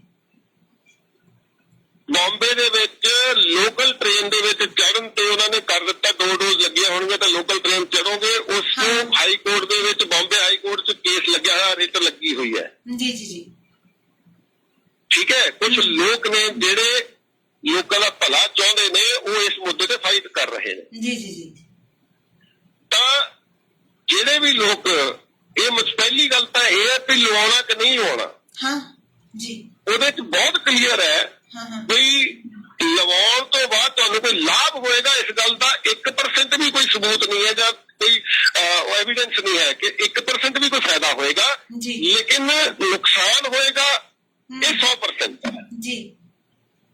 ਕਿਸੇ ਨੂੰ ਅੱਜ ਹੋ ਜੇ, ਕਿਸੇ ਨੂੰ ਸਾਲ ਬਾਅਦ ਆਵੇ, ਹਰ ਹਾਲਤ 'ਚ ਉਹਦੇ ਸਾਈਡ ਇਫੈਕਟ ਆਉਣਗੇ। ਦੂਸਰੀ ਗੱਲ, ਜਿਹੜਾ ਅਧਿਕਾਰੀ ਤੁਹਾਨੂੰ ਮਤਲਬ ਮਜਬੂਰ ਕਰ ਰਿਹਾ, ਉਹਨੂੰ ਕਹੋ ਭਾਈ ਨੇਮ ਮੈਨੂੰ ਚਿੱਠੀ ਦੇ, ਇਹ ਕੰਪਲਸਰੀ ਹੈ। ਅਗਰ ਉਹ ਚਿੱਠੀ ਦਿੰਦਾ ਕੰਪਲਸਰੀ ਹੈ, ਤੁਰੰਤ ਇੱਕ ਵਕੀਲ ਕਰੋ ਤੇ ਉਹਨੂੰ ਪਾਰਟੀ ਬਣਾ ਕੇ ਉਸ ਬੰਦੇ ਨੂੰ ਕੋਰਟ 'ਚ ਕੇਸ ਲਾਓ। ਉਸ ਬੰਦੇ ਨੂੰ ਹਰਜਾਨਾ ਵੀ ਦੇਣਾ ਪਏਗਾ, ਸਜ਼ਾ ਵੀ ਹੋਏਗੀ। ਕਿਉਂਕਿ ਜਦੋਂ ਸੈਂਟਰਲ ਗਵਰਨਮੈਂਟ ਕਹਿ ਰਹੀ ਹੈ ਕੰਪਲਸਰੀ ਨਹੀਂ ਹੈ, ਤਾਂ ਸਟੇਟ ਗਵਰਨਮੈਂਟ ਦੇ ਕੋਈ ਅਧਿਕਾਰੀ ਕਿਵੇਂ ਕਹਿ ਸਕਦਾ ਇਹਨੂੰ ਲਾਓ? ਜੀ ਬਿਲਕੁਲ। ਉਹ ਖੁਦ ਸਰਕਾਰ ਦੇ ਹੁਕਮਾਂ ਦੀ ਉਲੰਘਣਾ ਕਰ ਰਿਹਾ। ਇਸ ਕਰਕੇ ਤੁਸੀਂ ਦੇਖ ਲਓਗੇ ਆਉਣ ਵਾਲੇ ਥੋੜੇ ਦਿਨਾਂ 'ਚ ਕੁਝ ਹਾਈ ਕੋਰਟ ਦੀਆਂ ਜੱਜਮੈਂਟਸ ਆ ਜਾਣਗੀਆਂ, ਉਹਨਾਂ ਨੂੰ ਆਧਾਰ ਬਣਾ ਕੇ ਤੁਸੀਂ ਕਿਸੇ ਵੀ ਕੋਰਟ 'ਚ ਕੇਸ ਲਾ ਸਕਦੇ ਹੋ, ਕੋਈ ਤੁਹਾਨੂੰ ਮਜਬੂਰ ਨਹੀਂ ਕਰ ਸਕਦਾ। ਜੀ ਕੀ ਬਾਤ ਹੈ ਜੀ। ਸੋ ਇਹ ਵੀ ਇੱਕ ਸਵਾਲ ਦੇ ਨਾਲ, ਕਿਉਂਕਿ ਮੈਂ ਅਕਸਰ ਹੀ ਮੇਰੇ ਕੋਲ ਜਿਹੜੇ WhatsApp ਦੇ ਸਵਾਲ ਆਉਂਦੇ ਨੇ, ਮੈਂ ਉਹਨੂੰ ਪੈਂਡਿੰਗ 'ਚ ਰੱਖਦੀ ਹੁੰਦੀ ਆ ਤੇ ਮੈਂ ਉਦੋਂ ਤੱਕ ਉਹਨੂੰ ਸ਼ੇਅਰ ਨਹੀਂ ਕਰਦੀ ਜਦੋਂ ਤੱਕ ਉਹਦੀ ਲੜੀ ਜੀ ਨਾ ਕਿਤੇ ਜੁੜਦੀ ਹੋਵੇ। ਸੋ ਇਹਨਾਂ ਦਾ ਫਿਰ ਜਿਹੜਾ ਇਹ ਸਵਾਲ ਸੀ, ਇੱਥੇ ਮੈਂ ਲੜੀ ਦੇ ਵਿੱਚ ਰੱਖਿਆ ਹੋਇਆ ਸੀ। ਮੈਨੂੰ ਪਤਾ ਸੀ ਕਿਤੇ ਨਾ ਕਿਤੇ ਆ ਕੇ ਸਾਡੀ ਇਸ ਤੇ ਵੀ ਗੱਲਬਾਤ ਥੋੜੀ ਬਹੁਤੀ ਤਾਂ ਹੋਏਗੀ, ਪਰ ਇਹ ਆ ਗਈ ਗੱਲਬਾਤ ਤਾਂ ਇੰਨੀ ਸਾਨੂੰ ਜਾਣਕਾਰੀ ਵੀ ਮਿਲ ਗਈ। ਦੂਜੀ ਗੱਲ ਇਹ ਹੈ ਜੀ, ਸਾਡਾ ਭਾਰਤੀ ਸੰਵਿਧਾਨ ਇਹ ਹੱਕ ਦਿੰਦਾ ਹੈ ਸਾਨੂੰ ਕਿਸੇ ਵੀ ਚੀਜ਼ ਦੇ ਬਾਰੇ 'ਚ ਲੋਕਾਂ ਨਾਲ ਵਿਤਕਰਾ ਨਹੀਂ ਕੀਤਾ ਜਾ ਸਕਦਾ। ਠੀਕ ਹੈ। ਨਾ ਉਹ ਜਾਤ ਦੇ ਆਧਾਰ ਤੇ ਵਿਤਕਰਾ ਹੋ ਸਕਦਾ, ਨਾ ਧਰਮ ਦੇ ਆਧਾਰ ਤੇ ਵਿਤਕਰਾ ਹੋ ਸਕਦਾ, ਨਾ ਰੰਗ ਦੇ ਆਧਾਰ ਤੇ ਵਿਤਕਰਾ ਹੋ ਸਕਦਾ ਜੀ। ਤਾਂ ਇਹ ਇੱਕ ਤਰ੍ਹਾਂ ਦਾ ਵਿਤਕਰਾ ਹੈ ਕਿ ਜਿਨ੍ਹਾਂ ਦੇ ਡੋਜ਼ ਲੱਗੀ ਹੈ ਜੀ ਉਹ ਟ੍ਰੇਨ 'ਚ ਚੜ੍ਹ ਸਕਣਗੇ, ਬਾਕੀ ਨਹੀਂ ਚੜ੍ਹ ਸਕਣਗੇ। ਨਹੀਂ ਚੜ੍ਹ ਸਕਣਗੇ, ਬਿਲਕੁਲ। ਤੇ ਇਹ ਵਿਤਕਰਾ ਜਿਹੜਾ ਇਹ ਗੈਰ ਸੰਵਿਧਾਨਕ ਹੈ, ਗੈਰ ਕਾਨੂੰਨੀ ਹੈ, ਇਹਦੇ ਖਿਲਾਫ ਲੜਨਾ ਚਾਹੀਦਾ ਹੈ, ਇਹਦੇ ਖਿਲਾਫ ਬੋਲਣਾ ਚਾਹੀਦਾ ਹੈ। ਇਸ ਕਰਕੇ ਨਹੀਂ ਵੀ ਸਾਰਿਆਂ ਨੇ ਲਵਾ ਲਿਆ ਜੀ ਮੈਂ ਵੀ ਲਵਾ ਲਾ। ਕੁਝ ਤਾਂ ਸਾਡੀ ਇਹੀ ਭੱਜ ਦੌੜ ਹੁੰਦੀ ਹੈ ਲਾਈਫ ਦੀ ਵੀ। ਉਹਨੇ ਹੁਣ ਆਫਿਸ ਦੇ ਵਿੱਚ ਤਕਰੀਬਨ ਸਾਡੇ ਸਾਰੇ ਜਣੇ ਲਗਵਾ ਰਹੇ ਆ, ਹਨਾ। ਤਾਂ ਮੇਰੇ ਤੇ ਆ ਕੇ ਜਿਹੜੀਆਂ ਗਰਲਸ ਹੁੰਦੀਆਂ ਨੇ ਨਾ, ਮੈਨੂੰ ਇੱਕ ਜਿੱਦਾਂ ਭਾਸ਼ਣ ਵਾਲਾ ਬੰਦਾ ਨਹੀਂ ਹੁੰਦਾ, ਮੈਨੂੰ ਉਹ ਕਹਿੰਦੀਆਂ ਨੇ ਕਿ ਇਹਨੂੰ ਨਾ ਛੇੜੋ, ਇਹ ਹਰ ਗੱਲ ਤੇ ਭਾਸ਼ਣ ਦੇਣ ਲੱਗ ਜਾਂਦੀ ਹੈ, ਰੇਡੀਓ ਵਾਲੀ ਹੈ। ਮੈਨੂੰ ਇਹੋ ਹੀ ਬੁਲਾਉਂਦੇ ਆ ਕਿ ਇਹ ਰੇਡੀਓ ਵਾਲੀ ਹੈ ਜੀ, ਇਹਦੇ ਕੋਲੇ ਭਾਸ਼ਣ ਬਹੁਤ ਵੱਡੇ ਵੱਡੇ ਹੁੰਦੇ, ਪਤਾ ਨਹੀਂ ਕਿੱਥੋਂ ਕੱਢ ਕੇ ਆਉਂਦੀ ਹੈ। ਤੇ ਉਹ ਜਦੋਂ ਆਪਸ ਦੇ ਵਿੱਚ ਗੱਲਾਂ ਕਰਦੇ ਕਿ ਯਾਰ ਆਪਾਂ ਵੀ ਲਵਾ ਲਈਏ ਡੋਜ਼, ਆਪਾਂ ਵੀ ਲਵਾ ਲਈਏ, ਤੇ ਮੇਰੇ ਵੱਲ ਝਾਕ ਕੇ ਜਾਖਣਗੇ ਚੰਗਾ ਤੂੰ ਆਪਣਾ ਕੰਮ ਕਰਨਾ, ਤੂੰ ਤਾਂ ਨਹੀਂ ਲਵਾਉਣਾ। ਮੈਂ ਉਹਨਾਂ ਨੂੰ ਇੱਕੋ ਹੀ ਸਵਾਲ ਪੁੱਛਦੀ ਹੁੰਦੀ ਹਾਂ ਵੀ ਹਲੇ ਕੁਝ ਨਹੀਂ ਹੋਇਆ, ਸਾਨੂੰ ਕੁਝ ਵੀ ਨਹੀਂ ਹੋਇਆ, ਨਾਰਮਲ। ਅਸੀਂ ਜ਼ੁਕਾਮ ਦੇ ਆਦੀ ਨਹੀਂ ਸੀ ਹੁੰਦੇ, ਸਾਨੂੰ ਪਹਿਲਾਂ ਫੀਵਰ ਨਹੀਂ ਸੀ ਹੁੰਦਾ, ਠੀਕ ਹੈ। ਜਦੋਂ ਇਹੋ ਜਿਹਾ ਸਿਸਟਮ ਆਊਗਾ, ਮੈਂ ਕਿਹਾ ਮੇਰੇ ਕੋਲ ਡਾਕਟਰ ਸਾਹਿਬ ਹੈਗੇ ਕਪੂਰਥਲਾ, ਮੈਂ ਐਡਮਿਟ ਹੋ ਜਾਊਂਗੀ। ਸੋ ਜਸਟ ਇੱਕ ਇਹ ਤਾਂ ਨੌਲੇਜ ਸੀ ਉਹਨਾਂ ਦੇ ਲਈ। ਮੈਂ ਉਹਨਾਂ ਨੂੰ ਹਮੇਸ਼ਾ ਹੀ ਅਵੇਅਰ ਕਰਦੀ ਹਾਂ ਕਿ ਤੁਹਾਨੂੰ ਕਿੱਥੇ ਕਨਫਰਮ ਹੈ। ਜਦੋਂ ਆਹੀ ਅਸੀਂ ਉਦਾਹਰਨਾਂ ਦਿੰਦੇ ਹਾਂ ਵੀ 2 ਡੋਜ਼ ਲਵਾ ਕੇ ਵੀ ਲੋਕ ਖਤਰੇ ਦੇ ਵਿੱਚ ਨੇ, ਵੀ ਫਿਰ ਸਾਡੀ ਨਹੀਂ ਮਾਣੀ ਜਾਣ, ਸਾਡੇ ਕੋਲੇ ਉਹਨਾਂ ਪੈਸਾ ਵੀ ਨਹੀਂ ਹੁੰਦਾ ਕਿ ਸਾਨੂੰ ਕੋਈ ਪ੍ਰੋਬਲਮ ਆ ਗਈ ਤੇ ਫਟਾਫਟ ਅਸੀਂ ਉਹ ਪੈਸਾ ਭਰ ਕੇ ਐਡਮਿਟ ਹੋ ਜਾਵਾਂਗੇ। ਸਾਡੇ ਕੋਲ ਲੋਕ ਵੀ ਨਹੀਂ ਇੰਨੇ ਵੀ ਅਸੀਂ ਐਡਮਿਟ ਹੋਵਾਂਗੇ ਤੇ ਸਾਨੂੰ ਕੋਈ ਸਾਂਭਣ ਵਾਲਾ ਆ ਜਾਊਗਾ, ਸਗੋਂ ਸਾਡੇ ਤਾਂ ਆਪਦੇ ਹੱਥਾਂ ਚ ਆਏ ਪਏ, ਅਸੀਂ ਉਹਨਾਂ ਨੂੰ ਸਾਂਭਦੇ ਹੈਗੇ। ਕਿਉਂ ਅਸੀਂ ਫਿਰ ਉਸ ਚੀਜ਼ ਦੇ ਨਾਲ ਧੱਕਾ ਕਰ ਰਹੇ ਹਾਂ ਆਪਣੇ ਆਪ ਦੇ ਨਾਲ ਕਿ ਜ਼ਬਰਦਸਤੀ ਆਓ ਜੀ ਲਾਓ ਮੇਰੇ। ਹਾਂਜੀ ਮਨਜੀਤ ਜੀ, ਇੱਕ ਗੱਲ ਪਤਾ ਕੀ ਹੈ, ਸਾਡੀ ਜਨਰਲ ਨੌਲੇਜ ਤੇ ਕਾਮਨ ਸੈਂਸ, 2 ਚੀਜ਼ਾਂ ਇਹੋ ਜਿਹੀਆਂ ਹੁੰਦੀਆਂ। ਕਾਮਨ ਸੈਂਸ ਲਈ ਪੜ੍ਹਿਆ ਲਿਖਿਆ ਹੋਣਾ ਜ਼ਰੂਰੀ ਨਹੀਂ ਹੁੰਦਾ। ਬਿਲਕੁਲ। ਕਾਮਨ ਸੈਂਸ ਕੀ ਕਹਿੰਦੀ ਹੈ, ਵੈਕਸੀਨ ਲਗਵਾਉਣ ਵਾਲਾ ਬੰਦਾ ਉਹਨੂੰ ਕਰੋਨਾ ਹੋ ਸਕਦਾ ਤੇ ਕਰੋਨਾ ਨੂੰ ਫੈਲਾ ਵੀ ਸਕਦਾ ਹੈ ਜੀ। ਓਕੇ। ਜਿਹਦੇ ਵੈਕਸੀਨ ਲੱਗੀ ਹੈ ਇਹੀ ਕਹਿ ਰਹੇ ਨੇ, ਤੁਹਾਡੇ ਰਿੰਗਟੋਨ ਵੀ ਇਹ ਬੋਲਦੀ ਹੈ ਕਿ ਵੈਕਸੀਨ ਲਾਉਣ ਤੋਂ ਬਾਅਦ ਵੀ ਮਾਸਕ ਲੈਣਾ, ਵੈਕਸੀਨ ਲਾਉਣ ਤੋਂ ਬਾਅਦ ਵੀ ਸੋਸ਼ਲ ਡਿਸਟੈਂਸ ਰੱਖਣਾ। ਇਹਦਾ ਮਤਲਬ ਕੀ ਹੈ ਵੀ ਜਿਸ ਬੰਦੇ ਦੇ ਵੈਕਸੀਨ ਦੋਨੋਂ ਡੋਜ਼ ਲੱਗ ਗਈਆਂ ਨੇ ਉਹਨੂੰ ਕਰੋਨਾ ਹੋ ਵੀ ਸਕਦਾ ਤੇ ਉਹ ਕਰੋਨਾ ਫੈਲਾ ਵੀ ਸਕਦਾ ਜੀ। ਤੇ ਜਿਹਦੇ ਨਹੀਂ ਲੱਗੀ ਵੈਕਸੀਨ ਉਹਨੂੰ ਕਰੋਨਾ ਹੋ ਵੀ ਸਕਦਾ, ਫੈਲਾ ਵੀ ਸਕਦਾ। ਤੇ ਫਿਰ ਫਰਕ ਕੀ ਹੈ? ਦੋਨਾਂ 'ਚ ਕੀ ਫਰਕ ਹੈ ਜੀ? ਦੱਸੋ ਨਾ, ਜਾਂ ਤਾਂ ਦੱਸਣ ਵੀ ਭਾਈ ਜਿਹੜਾ ਬੰਦੇ ਨੇ 2 ਵੈਕਸੀਨ ਲਗਵਾ ਲਈਆਂ ਹੁਣ ਮੌਜਾਂ ਕਰੋ ਜੀ, ਖੁੱਲੇ ਘੁੰਮੋ, ਫਿਰ ਤਾਂ ਆਪਾਂ ਮੰਨੀਏ। ਤੁਸੀਂ ਦੇਖੋ ਫਿਰ ਤੀਜੀ ਡੋਜ਼ ਦੀ ਗੱਲ ਚੱਲ ਪਈ ਹੈ। ਹੁਣ ਇਹ ਤਾਂ ਹੋ ਜਾਏਗਾ ਕਿ ਤੁਹਾਨੂੰ ਹਰ 15 ਦਿਨ ਬਾਅਦ ਲਗਾਉਣਾ ਪਏਗਾ ਜਾਂ ਹਰ ਮਹੀਨੇ ਲਗਾਉਣਾ ਪਏਗਾ।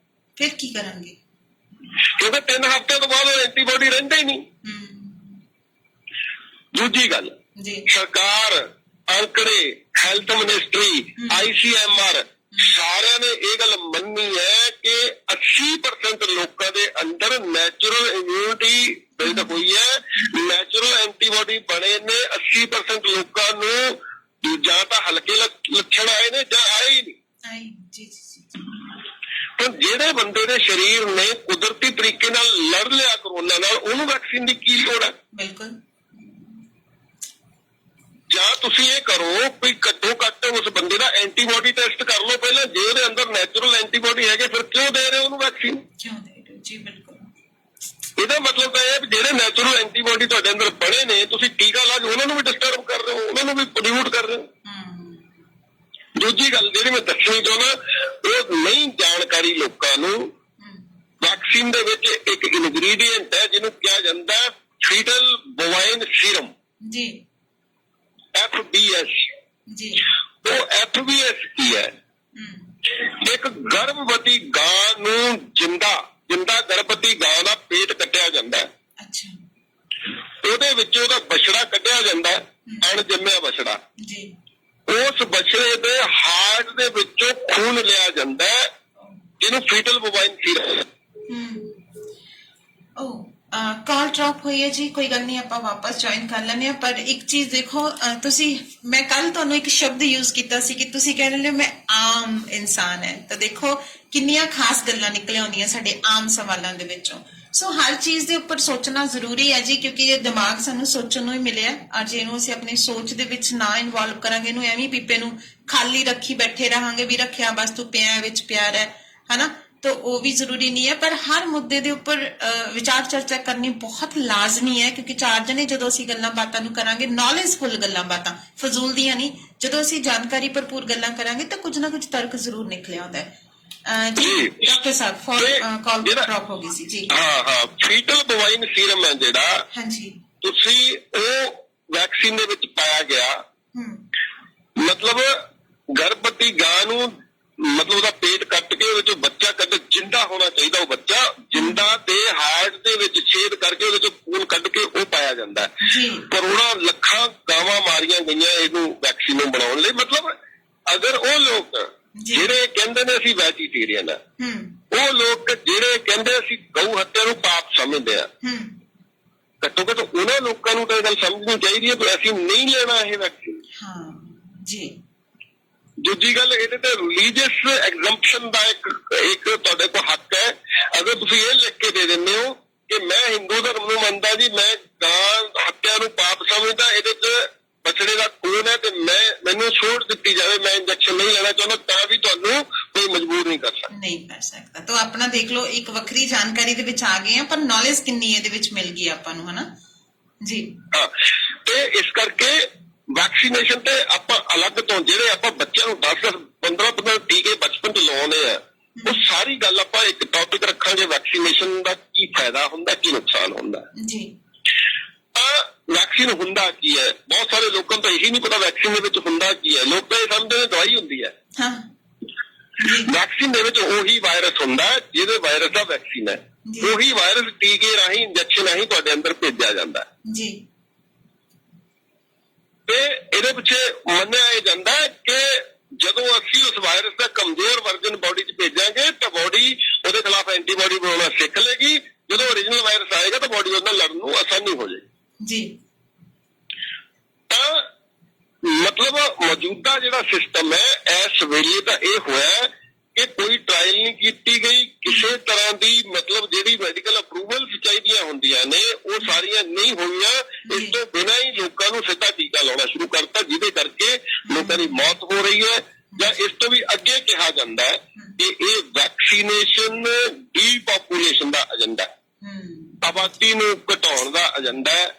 ਲੋਕ ਮਰਨ, ਲੋਕਾਂ ਨੂੰ ਕਿਸੇ ਤਰੀਕੇ ਘੱਟ ਕੀਤੀ ਜਾਵੇ ਆਬਾਦੀ। ਕੁਝ ਅਮੀਰ ਲੋਕ ਦੁਨੀਆ ਦੇ ਇਹ ਚਾਹੁੰਦੇ ਨੇ ਕਿ ਧਰਤੀ ਦੇ ਰਿਸੋਰਸ ਬਹੁਤ ਛੇਤੀ ਖਤਮ ਹੋ ਰਹੇ ਨੇ, ਆਬਾਦੀ ਜਿਹੜੀ ਉਹ ਵੱਧ ਰਹੀ ਹੈ, ਇਸ ਆਬਾਦੀ ਨੂੰ ਮਤਲਬ ਏਦਾਂ ਘਟਾਇਆ ਜਾਵੇ ਕਿ ਅਸੀਂ ਕੁਝ ਖਾਸ ਲੋਕ ਜਿੰਦਾ ਰਹੀਏ ਇੱਥੇ। ਪਰ ਇਹ ਗੱਲਾਂ ਨਾ ਆਮ ਲੋਕਾਂ ਦੇ ਦਿਮਾਗਾਂ ਦੀ ਪਕੜ ਤੋਂ ਬਹੁਤ ਦੂਰ ਨੇ, ਕਿਉਂਕਿ ਇੱਕ ਇਹੋ ਜਿਹੇ ਅਸੀਂ ਦਿਮਾਗ ਦੇ ਮਾਲਿਕ ਹੈ ਕਿ ਜੇ ਸਾਨੂੰ ਕੋਈ ਏਦਾਂ ਦੀਆਂ ਗੱਲਾਂ ਦੱਸਦਾ ਸੀ ਕਹਿੰਦੇ ਨਹੀਂ ਯਾਰ ਕਿਉਂ ਝੂਠ ਬੋਲੀ ਜਾਂਦਾ, ਇਹ ਕਿਵੇਂ ਹੋ ਜਾਊਗਾ, ਹਨਾ। ਜੀ ਜੀ ਜੀ, ਹਾਂਜੀ। ਕਿਉਂਕਿ ਜਿਹੜੀ ਦੂਰਦਰਸ਼ਤਾ ਨਾ, ਦੇਖੋ ਦੂਰਦਰਸ਼ਤਾ ਜਿਹੜੀ ਹੈ, ਤੁਸੀਂ ਇੱਕ ਸਿੰਪਲ ਜਿਹੀ ਆਪਾਂ ਉਦਾਹਰਨ ਲੈਂਦੇ ਆ। ਅੱਜ ਤੋਂ 15 ਸਾਲ ਪਹਿਲਾਂ ਲੋਕ ਪਿੱਟਦੇ ਸੀ ਨਾ, ਕੁਝ ਲੋਕ ਜਥੇਬੰਦੀਆਂ ਵਾਲੇ, ਯੂਨੀਅਨਾਂ ਵਾਲੇ, ਕਿ ਨਵੀਆਂ ਆਰਥਿਕ ਨੀਤੀਆਂ ਆਉਣਗੀਆਂ, ਪ੍ਰਾਈਵੇਟ ਹੋ ਜੂ ਸਾਰਾ ਕੁਝ। ਲੋਕ ਕਹਿੰਦੇ ਲੈ ਐਵੇਂ ਕਿਵੇਂ ਹੋ ਜੂਗਾ, ਹੋ ਗਿਆ ਤੇ ਅੱਜ ਹੋ ਗਿਆ ਨਾ। ਬਿਲਕੁਲ। ਅੱਜ ਕਿਸਾਨ 9 ਮਹੀਨੇ ਹੋ ਗਏ ਧਰਨਾ ਮਾਰੀ ਬੈਠੇ ਇੱਥੇ। ਉਹ ਕਾਹਦੇ ਖਿਲਾਫ ਲੜਾਈ ਹੈ ਜੀ?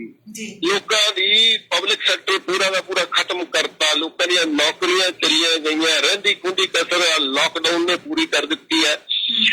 ਅੱਜ ਮੈਂ ਇੱਕ ਗੱਲ ਕਹਿਣੀ ਚਾਹੁੰਦਾ ਸਾਰੇ ਸਰੋਤਿਆਂ ਨੂੰ, ਆਜ਼ਾਦੀ ਮੁਫਤ ਚ ਨਹੀਂ ਮਿਲਦੀ ਜੀ। ਅਸੀਂ ਅਗਰ ਆਜ਼ਾਦ ਦੇਸ਼ ਚ ਜਨਮ ਲਿਆ ਤਾਂ ਸਾਡੇ ਪੁਰਖਿਆਂ ਨੇ ਇਹਦੇ ਬਦਲੇ ਚ ਫਾਂਸੀਆਂ ਝੂਲੀਆਂ ਨੇ, ਇਹਦੇ ਬਦਲੇ ਚ ਜੇਲਾਂ ਕੱਟੀਆਂ ਨੇ, ਕਾਲੇ ਪਾਣੀਆਂ ਚ ਰਹੇ ਨੇ। ਤੇ ਜੇ ਅਸੀਂ ਚਾਹੁੰਦੇ ਆ ਇਸ ਆਜ਼ਾਦੀ ਬਰਕਰਾਰ ਰਹੇ, ਸਾਡੀਆਂ ਆਉਣ ਵਾਲੀਆਂ ਪੀੜ੍ਹੀਆਂ ਇਸ ਆਜ਼ਾਦੀ ਨੂੰ ਮੰਨਣ, ਤਾਂ ਫਿਰ ਸਾਨੂੰ ਵੀ ਕੁਝ ਕਰਨਾ ਪਏਗਾ। ਇਹ ਹੱਥ ਤੇ ਹੱਥ ਧਰ ਕੇ ਆਜ਼ਾਦੀ ਬਰਕਰਾਰ ਨਹੀਂ ਰਹਿੰਦੀ। ਇਸ ਲਈ ਸਾਰੇ ਸਰੋਤਿਆਂ ਨੂੰ ਇਹ ਬੇਨਤੀ ਹੈ ਕਿ ਜਾਗੀਏ। ਸਭ ਤੋਂ ਪਹਿਲਾਂ ਹੈ ਜਾਗੀਏ, ਦੂਜਾ ਇਕੱਠੇ ਹੋਈਏ, ਤੀਜਾ ਗਲਤ ਦੇ ਖਿਲਾਫ ਆਵਾਜ਼ ਤਾਂ ਉਠਾਈਏ। ਜੋ ਗਲਤ ਹੋ ਰਿਹਾ ਉਹਨੂੰ ਚੁੱਪਚਾਪ ਨਾ ਦੇਖੀਏ, ਕਿਉਂਕਿ ਕਿਹਾ ਜਾਂਦਾ ਹੈ ਕਿ ਬੁਰਾਈ ਇਸ ਕਰਕੇ ਨਹੀਂ ਫੈਲਦੀ ਕਿ ਬੁਰੇ ਲੋਕ ਐਕਟਿਵ ਹੁੰਦੇ ਨੇ, ਬੁਰਾਈ ਇਸ ਕਰਕੇ ਫੈਲਦੀ ਹੈ ਕਿਉਂਕਿ ਚੰਗੇ ਲੋਕ ਖਾਮੋਸ਼ ਹੁੰਦੇ ਨੇ ਜੀ। ਇਸ ਕਰਕੇ ਖਾਮੋਸ਼ੀ ਨੂੰ ਤੋੜੀਏ। ਅੱਜ ਨਹੀਂ ਬੋਲੇ ਤਾਂ ਅੱਗੇ ਸਮਾਂ ਇਹੋ ਜਿਹਾ ਆ ਰਿਹਾ ਤੁਹਾਨੂੰ ਬੋਲਣ ਦਿੱਤਾ ਹੀ ਨਹੀਂ ਜਾਏਗਾ। ਬੋਲਣ ਜੋਗੇ ਰਹਾਂਗੇ ਹੀ ਨਹੀਂ। ਤਾਂ ਆਪਣਾ ਜਿਹੜਾ ਲਗਭਗ ਹਾਰਟ ਅਟੈਕ ਵਾਲਾ ਟੌਪਿਕ ਵੀ ਕੰਪਲੀਟ ਹੋ ਗਿਆ ਸੀ। ਤਾਂ ਮੈਂ ਇਹ ਕਹਿਣਾ ਚਾਹੁੰਦਾ ਜੀ ਕਿ ਸਾਡੇ ਡਾਕਟਰ ਵਿਸ਼ਵਰੂਪ ਚੌਧਰੀ ਪਤਾ ਕੀ ਕਹਿੰਦੇ ਨੇ, ਬੜੀ ਅਜੀਬ ਤਰ੍ਹਾਂ ਦੀ ਗੱਲ ਹੈ। ਉਹ ਕਹਿੰਦੇ ਨੇ ਅਗਰ ਤੁਹਾਨੂੰ ਹਾਰਟ ਅਟੈਕ ਆਇਆ, ਤੁਹਾਨੂੰ ਜ਼ਬਰਦਸਤੀ ਚੱਕ ਕੇ ਹਸਪੀਟਲ ਵੀ ਲੈ ਗਏ ਨੇ, ਤਾਂ ਇੱਕੋ ਹੀ ਅਰਦਾਸ ਕਰੋ ਕਿ ਗਾਂ ਡਾਕਟਰ ਨਾ ਮਿਲੇ। ਅੱਛਾ, ਦੁਆ ਕਰੋ। ਮੈਂ ਚੁੱਪ ਕਰ ਗਈ, ਮੈਂ ਕਿ ਕਿਤੇ ਮੈਨੂੰ ਗਲਤ ਸੁਣ ਗਿਆ। ਦੁਆ ਕਰੋ ਕਿ ਗਾਂ ਡਾਕਟਰ ਨਾ ਮਿਲੇ। ਓਕੇ, ਮੈਂ ਨਾ ਸੱਚੀ ਮੈਨੂੰ ਆਪਣੇ ਕੰਨਾਂ ਤੇ ਯਕੀਨ ਨਾ ਆਇਆ। ਮੈਂ ਕਿਹਾ ਮੈਨੂੰ ਹੀ ਕਿਤੇ ਗਲਤ ਸੁਣ ਗਿਆ ਵੀ ਡਾਕਟਰ ਨਾ ਮਿਲੇ, ਇਹ ਕਿਦਾਂ? ਮਤਲਬ ਕੀ ਹੈ, ਸਾਰੀ ਦੀ ਸਾਰੀ ਰਿਸਰਚ ਇੱਕ ਰਿਸਰਚ ਦੱਸਦੀ ਹੈ, ਡਾਕਟਰ ਵਿਸ਼ਵਰੂਪ ਦੀ ਕਿਤਾਬ ਹੈ, why mortality rate drops when doctor go on strike. Okay ਜੀ। ਜਿਹੜੇ ਇਲਾਕੇ, ਇਹ ਬਕਾਇਦਾ ਰਿਸਰਚ ਹੈ ਜੀ, ਜਿਹੜੇ ਇਲਾਕੇ ਦੇ ਡਾਕਟਰ ਹੜਤਾਲ ਤੇ ਹੁੰਦੇ ਨੇ ਉਸ ਇਲਾਕੇ ਦੀ ਮੌਤ ਦਰ ਘਟ ਜਾਂਦੀ ਹੈ। ਓ ਮਾਈ ਗॉड, ਕਿੰਨਾ ਸੀਰੀਅਸ ਇਹ ਮੈਟਰ ਹੈ ਸੱਚੀ। ਹਾਂ, ਇਸ ਕਰਕੇ ਜਿੰਨਾ ਹਸਪਤਾਲ ਤੋਂ ਦੂਰ ਰਹੋਗੇ ਉਹਨਾਂ ਲੰਬਾ ਜੀਓਗੇ, ਉਹਨਾਂ ਤੰਦਰੁਸਤ ਰਹੋਗੇ। ਲੋੜ ਹੈ ਆਪਣੇ ਡਾਕਟਰ ਖੁਦ ਬਣ ਜਾਓ। ਇਹ ਔਖਾ ਨਹੀਂ ਹੈ, ਮੁਸ਼ਕਿਲ ਨਹੀਂ ਹੈ। ਮੈਂ ਸਿਰਫ 1 ਮਹੀਨੇ 'ਚ ਤੁਹਾਨੂੰ ਇਹ ਸਾਰਾ ਕੁਝ ਸਿਖਾ ਸਕਦਾ ਹੈ। ਉਹਦੇ ਲਈ ਸਿੰਪਲੀ ਤੁਸੀਂ ਕੀ ਕਰਨਾ ਹੈ, ਇੱਕ ਛੋਟੀ ਜਿਹੀ ਫੀਸ ਪੇ ਕਰਨੀ ਹੁੰਦੀ ਹੈ ਔਰ 1 ਮਹੀਨਾ ਰੋਜ਼ 1 ਘੰਟਾ ਤੁਸੀਂ ਆਨਲਾਈਨ ਮੈਨੂੰ ਦੇਣਾ ਹੈ। 1 ਮਹੀਨੇ ਦੇ ਅੰਦਰ ਇਹ ਸਾਰੀਆਂ ਚੀਜ਼ਾਂ ਜਿਹੜੀਆਂ ਖੁੱਲ ਕੇ ਤੁਹਾਡੇ ਸਾਹਮਣੇ ਆ ਜਾਂਦੀਆਂ ਨੇ। ਤੁਹਾਨੂੰ ਉਹ ਨੌਲੇਜ ਜਿਹੜੀ ਪਿਛਲੇ 20 ਸਾਲ 50 ਸਾਲ 60 ਸਾਲ ਤੁਹਾਡੀ ਉਮਰ 'ਚ ਨਹੀਂ ਮਿਲੀ, ਉਹ ਨੌਲੇਜ ਤੁਹਾਨੂੰ 1 ਮਹੀਨੇ 'ਚ ਮਿਲ ਜਾਂਦੀ ਹੈ। ਉਸ ਤੋਂ ਬਾਅਦ ਉਸ ਤੋਂ ਅਗਲੀ ਲਾਈਫ ਜਿਹੜੀ ਹੈ ਤੁਸੀਂ ਆਪਣੀ ਮਰਜ਼ੀ ਨਾਲ ਜੀ ਸਕਦੇ ਹੋ। ਤੁਸੀਂ ਕਿਸੇ ਡਾਕਟਰ ਦੇ ਰਹਿਮੋ ਕਰਮ ਤੇ ਨਹੀਂ ਰਹੋ ਜੀ। ਔਰ ਮੈਨੂੰ ਇਹ ਲੱਗਦਾ ਕਿ ਉਹ ਜਿਹੜਾ ਘੰਟਾ ਹੈ ਉਹ ਸਿਰਫ ਔਰ ਸਿਰਫ ਤੁਹਾਡਾ ਤੇ ਸਾਡਾ ਹੋਏਗਾ, ਮਤਲਬ ਜਿਹਨੇ ਉਹ ਕਲਾਸ ਜੁਆਇਨ ਕੀਤੀ ਹੈ ਉਹਨਾਂ ਦਾ। ਪਰ ਦੇਖੋ ਤੁਸੀਂ ਇਸ ਮੰਚ ਤੇ ਜੁੜੇ ਸਰੋਤਿਆਂ ਨੇ ਵੀ ਬਹੁਤ ਕੁਝ ਸਿੱਖਿਆ ਹੈਗਾ।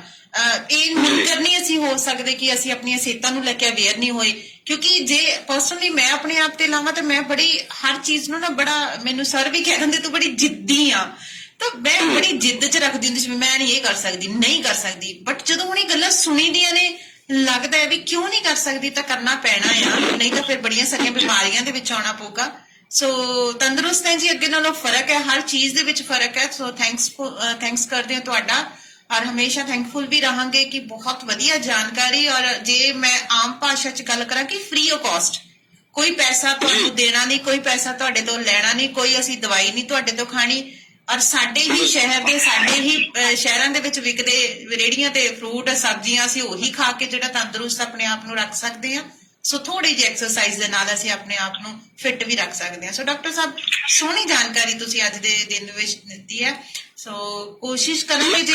ਹਾਂਜੀ, ਲੱਖਾਂ ਤੇ ਕਰੋੜਾਂ ਰੁਪਈਆ ਜਿਹੜਾ ਤੁਹਾਡੀ ਜੇਬ ਚੋਂ ਨਿਕਲ ਕੇ ਦਵਾ ਕੰਪਨੀਆਂ ਦੀ ਜੇਬ 'ਚ ਜਾਂਦਾ ਹੈ, ਉਹ ਪੈਸਾ ਸਾਰਾ ਤੁਹਾਡੇ ਕੋਲ ਹੀ ਰਹਿ ਸਕਦਾ, ਤੁਹਾਡੇ ਪਰਿਵਾਰ ਦੀ ਤਰੱਕੀ ਤੇ ਤੁਹਾਡੇ ਬੱਚਿਆਂ ਦੀ ਪੜ੍ਹਾਈ ਤੇ ਲੱਗ ਸਕਦਾ ਹੈ। ਤੇ ਉਹਦਾ ਇੱਕ ਛੋਟਾ ਜਿਹਾ ਹਿੱਸਾ ਫਲ ਤੇ ਸਬਜ਼ੀਆਂ ਉਗਾਉਣ ਵਾਲੇ ਕਿਸਾਨਾਂ ਦੇ ਜੇਬ ਜਾ ਸਕਦਾ। ਸੱਚੀ ਗੱਲ ਹੈ ਕਿ ਸੋ ਬੜੀ ਸੋਹਣੀ ਜਾਣਕਾਰੀ। ਔਰ ਜਿਨ੍ਹਾਂ ਨੇ ਕਲਾਸ ਜੁਆਇਨ ਕਰਨੀ ਹੈ, ਡਾਕਟਰ ਸਾਹਿਬ ਦੇ ਨਾਲ ਗੱਲ ਕਰਨੀ ਹੈ, ਤਾਂ ਇੱਕ ਵਾਰੀ ਡਾਕਟਰ ਸਾਹਿਬ 9:21 ਦਾ ਸਮਾਂ ਤੁਸੀਂ ਆਪਣੀ ਥੋੜੀ ਜਿਹੀ ਜਾਣਕਾਰੀ ਦਿਓ, ਤਾਂ ਕਿ ਕਿਉਂਕਿ ਪੁਰਾਣੇ ਸਰੋਤੇ ਦਾ ਸਾਡੇ ਉਹਨਾਂ ਨੂੰ ਪਤਾ ਹੈ, ਸਗੋਂ ਅੱਗੇ ਅਵੇਅਰ ਵੀ ਕਰੀ ਜਾਂਦੇ ਆ ਹੋਰਾਂ ਨੂੰ, ਨੰਬਰ ਵੀ ਤੁਹਾਡੇ ਦੇ ਰਹੇ ਆ, ਤੁਹਾਡੇ ਕਲਾਸ ਬਾਰੇ ਵੀ ਦੱਸ ਰਹੇ ਆ। ਪਰ ਜਿਹੜੇ ਸਾਡੇ ਨਵੇਂ ਸਰੋਤੇ, ਹੁਣ ਕਾਫੀ ਸਰੋਤੇ ਸਾਡੇ ਪਿਛਲੇ ਹਫ਼ਤਿਆਂ ਦੇ ਵਿੱਚ ਜੁਆਇਨ ਹੋਏ ਆ, ਸੋ ਆਪਾਂ ਉਹਨਾਂ ਨੂੰ ਦੱਸਣਾ ਚਾਹਾਂਗੇ ਤੁਹਾਡਾ ਨੰਬਰ ਤੇ ਤੁਹਾਡੀ ਕਲਾਸ ਕੀ ਹੈ ਜੀ। ਹਾਂਜੀ, ਦੇਖੋ ਮੈਂ ਇੱਕੋ ਹੀ ਗੱਲ ਕਹਿਣੀ ਚਾਹੁੰਦਾ ਜੀ, ਮਨੁੱਖੀ ਸਰੀਰ ਨੂੰ ਤੰਦਰੁਸਤ ਰੱਖਣ ਲਈ ਕਿਸੇ ਡਿਗਰੀ ਦੀ ਜ਼ਰੂਰਤ ਨਹੀਂ ਹੈ। ਮਨੁੱਖੀ ਡਿਗਰੀ ਦੀ ਜ਼ਰੂਰਤ ਹੈ ਜੀ। ਅਗਰ ਤੁਹਾਡਾ ਆਪਰੇਸ਼ਨ ਹੋਣਾ, ਅਗਰ ਤੁਹਾਡੇ ਟਾਂਕੇ ਲੱਗਣੇ ਨੇ, ਅਗਰ ਤੁਹਾਨੂੰ ਟੀਕੇ ਦਵਾਈਆਂ ਹੋਣੀਆਂ, ਤਾਂ ਤੁਹਾਨੂੰ ਜ਼ਰੂਰ ਚਾਹੀਦੀ ਹੈ ਡਿਗਰੀ, ਕੋਈ ਰੌਲਾ ਨਹੀਂ। ਲੇਕਿਨ ਆਪਣੇ ਆਪ ਨੂੰ ਤੰਦਰੁਸਤ ਰੱਖਣਾ, ਆਪਣੇ ਆਪ ਨੂੰ ਠੀਕ ਰੱਖਣਾ, ਇਸ ਲਈ ਕਿਸੇ ਡਿਗਰੀ ਦੀ ਲੋੜ ਨਹੀਂ। ਤੁਸੀਂ ਆਪਣੇ ਡਾਕਟਰ ਆਪ ਬਣ ਸਕਦੇ ਹੋ। ਸਿਰਫ ਕੁਝ ਮੁੱਢਲੀਆਂ ਜਾਣਕਾਰੀਆਂ ਸਰੀਰ ਦੇ ਬਾਰੇ, ਬੋਡੀ ਕੰਮ ਕਿਵੇਂ ਕਰਦੀ ਹੈ, ਬੋਡੀ ਦੇ ਫੰਕਸ਼ਨ ਕਿਵੇਂ ਚੱਲਦੇ ਨੇ, ਇਹਨਾਂ ਨੂੰ ਠੀਕ ਕਿਵੇਂ ਰੱਖਿਆ ਜਾ ਸਕਦਾ, ਕਿੱਦਾਂ ਦਾ ਖਾਣਾ, ਕਿੱਦਾਂ ਦਾ ਪਾਣੀ, ਕਿੱਦਾਂ ਦਾ ਸੌਣਾ, ਕਿੱਦਾਂ ਦਾ ਰਹਿਣਾ, ਲਾਈਫ ਸਟਾਈਲ, ਇੱਕ ਹੈਲਦੀ ਲਾਈਫ ਸਟਾਈਲ ਦੇ ਬਾਰੇ ਚ ਆਪਾਂ ਲੋਕਾਂ ਨੂੰ ਸਿਖਾਉਂਦੇ ਆ। ਇਹਦੇ ਲਈ ਕਿਸੇ ਡਿਗਰੀ ਦੀ ਲੋੜ ਨਹੀਂ, ਕਿਸੇ ਤਰ੍ਹਾਂ ਦੀ ਕੋਈ ਬਹੁਤ ਵੱਡੀ ਪੜ੍ਹਾਈ ਦੀ ਲੋੜ ਨਹੀਂ ਹੈ।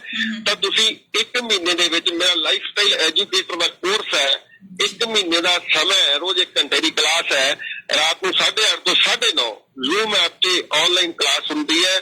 ਸਿਰਫ 5000 ਰੁਪਏ ਦੀ ਫੀਸ ਹੈ। ਓਨਲੀ 5000 ਜਿਹੜਾ 5000 ਤੁਸੀਂ ਹਸਪਤਾਲ ਜਾ ਕੇ ਸਿਰਫ ਟੈਸਟ ਬਿਮਾਰੀ ਲੱਭਣ ਤੇ ਲਾ ਦਿੰਦੇ ਹੋ। ਬਿਮਾਰੀ ਦਾ ਇਲਾਜ ਤਾਂ ਬਹੁਤ ਦੂਰ ਦੀ ਗੱਲ ਹੈ। ਜੀ ਜੀ ਜੀ। ਬਿਮਾਰੀ ਦਾ ਪਤਾ ਲਾਉਣ ਲਈ ਇੰਨੇ ਪੈਸੇ ਲੱਗ ਜਾਂਦੇ ਨੇ ਤੇ ਇਸ ਤੋਂ ਬਾਅਦ ਇਸ ਟ੍ਰੇਨਿੰਗ ਤੋਂ ਬਾਅਦ ਤੁਹਾਨੂੰ ਸੱਚਮੁੱਚ ਜੀਵਨ ਦੇ ਵਿੱਚ 100 ਮੌਕੇ ਇਹੋ ਜਿਹੇ ਆਉਣਗੇ ਜਿਹਨਾਂ ਚੋਂ 99 ਵਾਰ ਤੁਸੀਂ ਡਾਕਟਰ ਕੋਲ ਨਹੀਂ ਜਾਓਗੇ, ਇੱਕ ਵਾਰ ਹੋ ਸਕਦਾ ਕਿਤੇ ਜਾਣਾ ਪਏ। ਜੀ ਜੀ ਜੀ ਜੀ। ਤੁਸੀਂ ਆਪ ਆਪਣੇ ਡਾਕਟਰ ਬਣ ਸਕਦੇ ਹੋ। ਮੇਰਾ ਮੋਬਾਈਲ ਨੰਬਰ ਹੈ 92 157 9256213157। ਤੁਸੀਂ ਕਾਲ ਕਰ ਸਕਦੇ ਹੋ, WhatsApp ਕਰ ਸਕਦੇ ਹੋ ਤੇ ਅਗਰ ਤੁਸੀਂ ਜੁਆਇਨ ਕਰਨਾ ਚਾਹੁੰਦੇ ਇਸ ਟ੍ਰੇਨਿੰਗ ਨੂੰ ਤਾਂ 1 ਅਕਤੂਬਰ ਤੋਂ ਇਹਦਾ ਨਵਾਂ ਬੈਚ ਸ਼ੁਰੂ ਹੋਣ ਜਾ ਰਿਹਾ ਹੈ। 1.5 ਸਾਲ ਹੋ ਗਿਆ ਲਗਾਤਾਰ ਇਸ ਟ੍ਰੇਨਿੰਗ ਨੂੰ ਚੱਲਦਿਆਂ। 200 ਦੇ ਕਰੀਬ ਲੋਕ ਜਿਹੜੇ ਆ ਉਹ ਆਪਣੇ ਡਾਕਟਰ ਖੁਦ ਬਣ ਚੁੱਕੇ ਨੇ। ਤੁਸੀਂ ਵੀ ਅਗਰ ਬਣਨਾ ਚਾਹੁੰਦੇ ਹੋ ਤੁਸੀਂ ਮੋਸਟ ਵੈਲਕਮ ਇਸ ਟ੍ਰੇਨਿੰਗ ਨੂੰ ਜੁਆਇਨ ਕਰ ਸਕਦੇ ਹੋ। ਤੁਹਾਡਾ ਬਹੁਤ ਬਹੁਤ ਧੰਨਵਾਦ ਜੀ। ਜੀ ਤੁਹਾਡਾ ਵੀ ਬਹੁਤ ਬਹੁਤ ਧੰਨਵਾਦ ਜੀ। ਹਾਂਜੀ, ਇਹੀ ਬੇਨਤੀ ਕਰੂੰਗਾ ਸਰੋਤਿਆਂ ਨੂੰ ਕਿ ਆਹ ਨੌਲੇਜ ਜਿਹੜੀ ਮੁਫਤ ਹੈ ਇਹਨੂੰ ਜ਼ਰੂਰ ਅੱਗੇ ਫੈਲਾਓ, ਸ਼ੇਅਰ ਜ਼ਰੂਰ ਕਰੋ ਇਸ ਵੀਡੀਓ ਨੂੰ। ਜੀ ਜੀ ਸ਼ੁਕਰੀਆ ਜੀ। ਜੀ ਧੰਨਵਾਦ ਡਾਕਟਰ ਸਾਹਿਬ ਤੁਹਾਡਾ ਵੀ ਜੁਆਇਨ ਕਰਨ ਦੇ ਲਈ, ਸਾਨੂੰ ਨੌਲੇਜ ਦੇਣ ਦੇ ਲਈ ਬਹੁਤ ਬਹੁਤ ਸ਼ੁਕਰੀਆ। ਪ੍ਰਵਾਸੀ ਟੀਮ ਸਾਰੇ ਸਰੋਤਿਆਂ ਵੱਲੋਂ ਤਹਿ ਦਿਲੋਂ ਧੰਨਵਾਦੀ ਹਾਂ ਜੀ ਤੁਹਾਡੇ। ਸਤਿ ਸ਼੍ਰੀ ਅਕਾਲ ਅੱਜ ਦੇ ਦਿਨ ਤੋਂ। ਸਤਿ ਸ਼੍ਰੀ ਅਕਾਲ ਜੀ। ਸਤਿ ਸ਼੍ਰੀ ਅਕਾਲ। ਸਤਿ ਸ਼੍ਰੀ ਅਕਾਲ। ਲਓ ਜੀ ਭਾਈ, ਬੜੀ ਸਾਰੀ ਨੌਲੇਜ ਮਿਲੀ ਹੈ, ਬੜੇ ਸਾਰੇ ਸਵਾਲ ਸੀਗੇ ਦਿਮਾਗ ਦੇ ਵਿੱਚ ਚੱਲ ਰਹੇ ਸੀਗੇ। ਸੋ ਕੋਸ਼ਿਸ਼ ਹੈ ਵੀ ਸਾਰਿਆਂ ਦੀ ਜਿਹੜੀ ਜਾਣਕਾਰੀ ਹੈ ਉਹ ਕਲੀਅਰ ਹੋ ਗਈ ਹੈ। ਸੋ ਥੋੜੀ ਜਿਹੀ ਅਵੇਅਰ ਹੋਇਆ ਕਰੋ ਜੀ। ਵੈਸੇ ਤਾਂ ਸਾਡੇ ਕੋਲੇ ਸੋਸ਼ਲ ਮੀਡੀਆ ਆਇਆ ਹੋਇਆ, ਬੜਾ ਕੁਝ ਹੁੰਦਾ ਹੈ ਇਹਦੇ ਵਿੱਚ, ਪਰ ਫਿਰ ਵੀ ਜਿਹੜਾ ਆਪਣੇ ਆਪ ਦੇ ਨਾਲ ਟਾਕ ਕਰਿਆ ਕਰੋ, ਗੱਲਬਾਤ ਕਰਿਆ ਕਰੋ ਕਿ ਇਹ ਮਸਲਾ ਹੈ ਔਰ ਕੀ ਹੈ ਇਸ ਤੇ ਗੱਲਬਾਤ। So thank you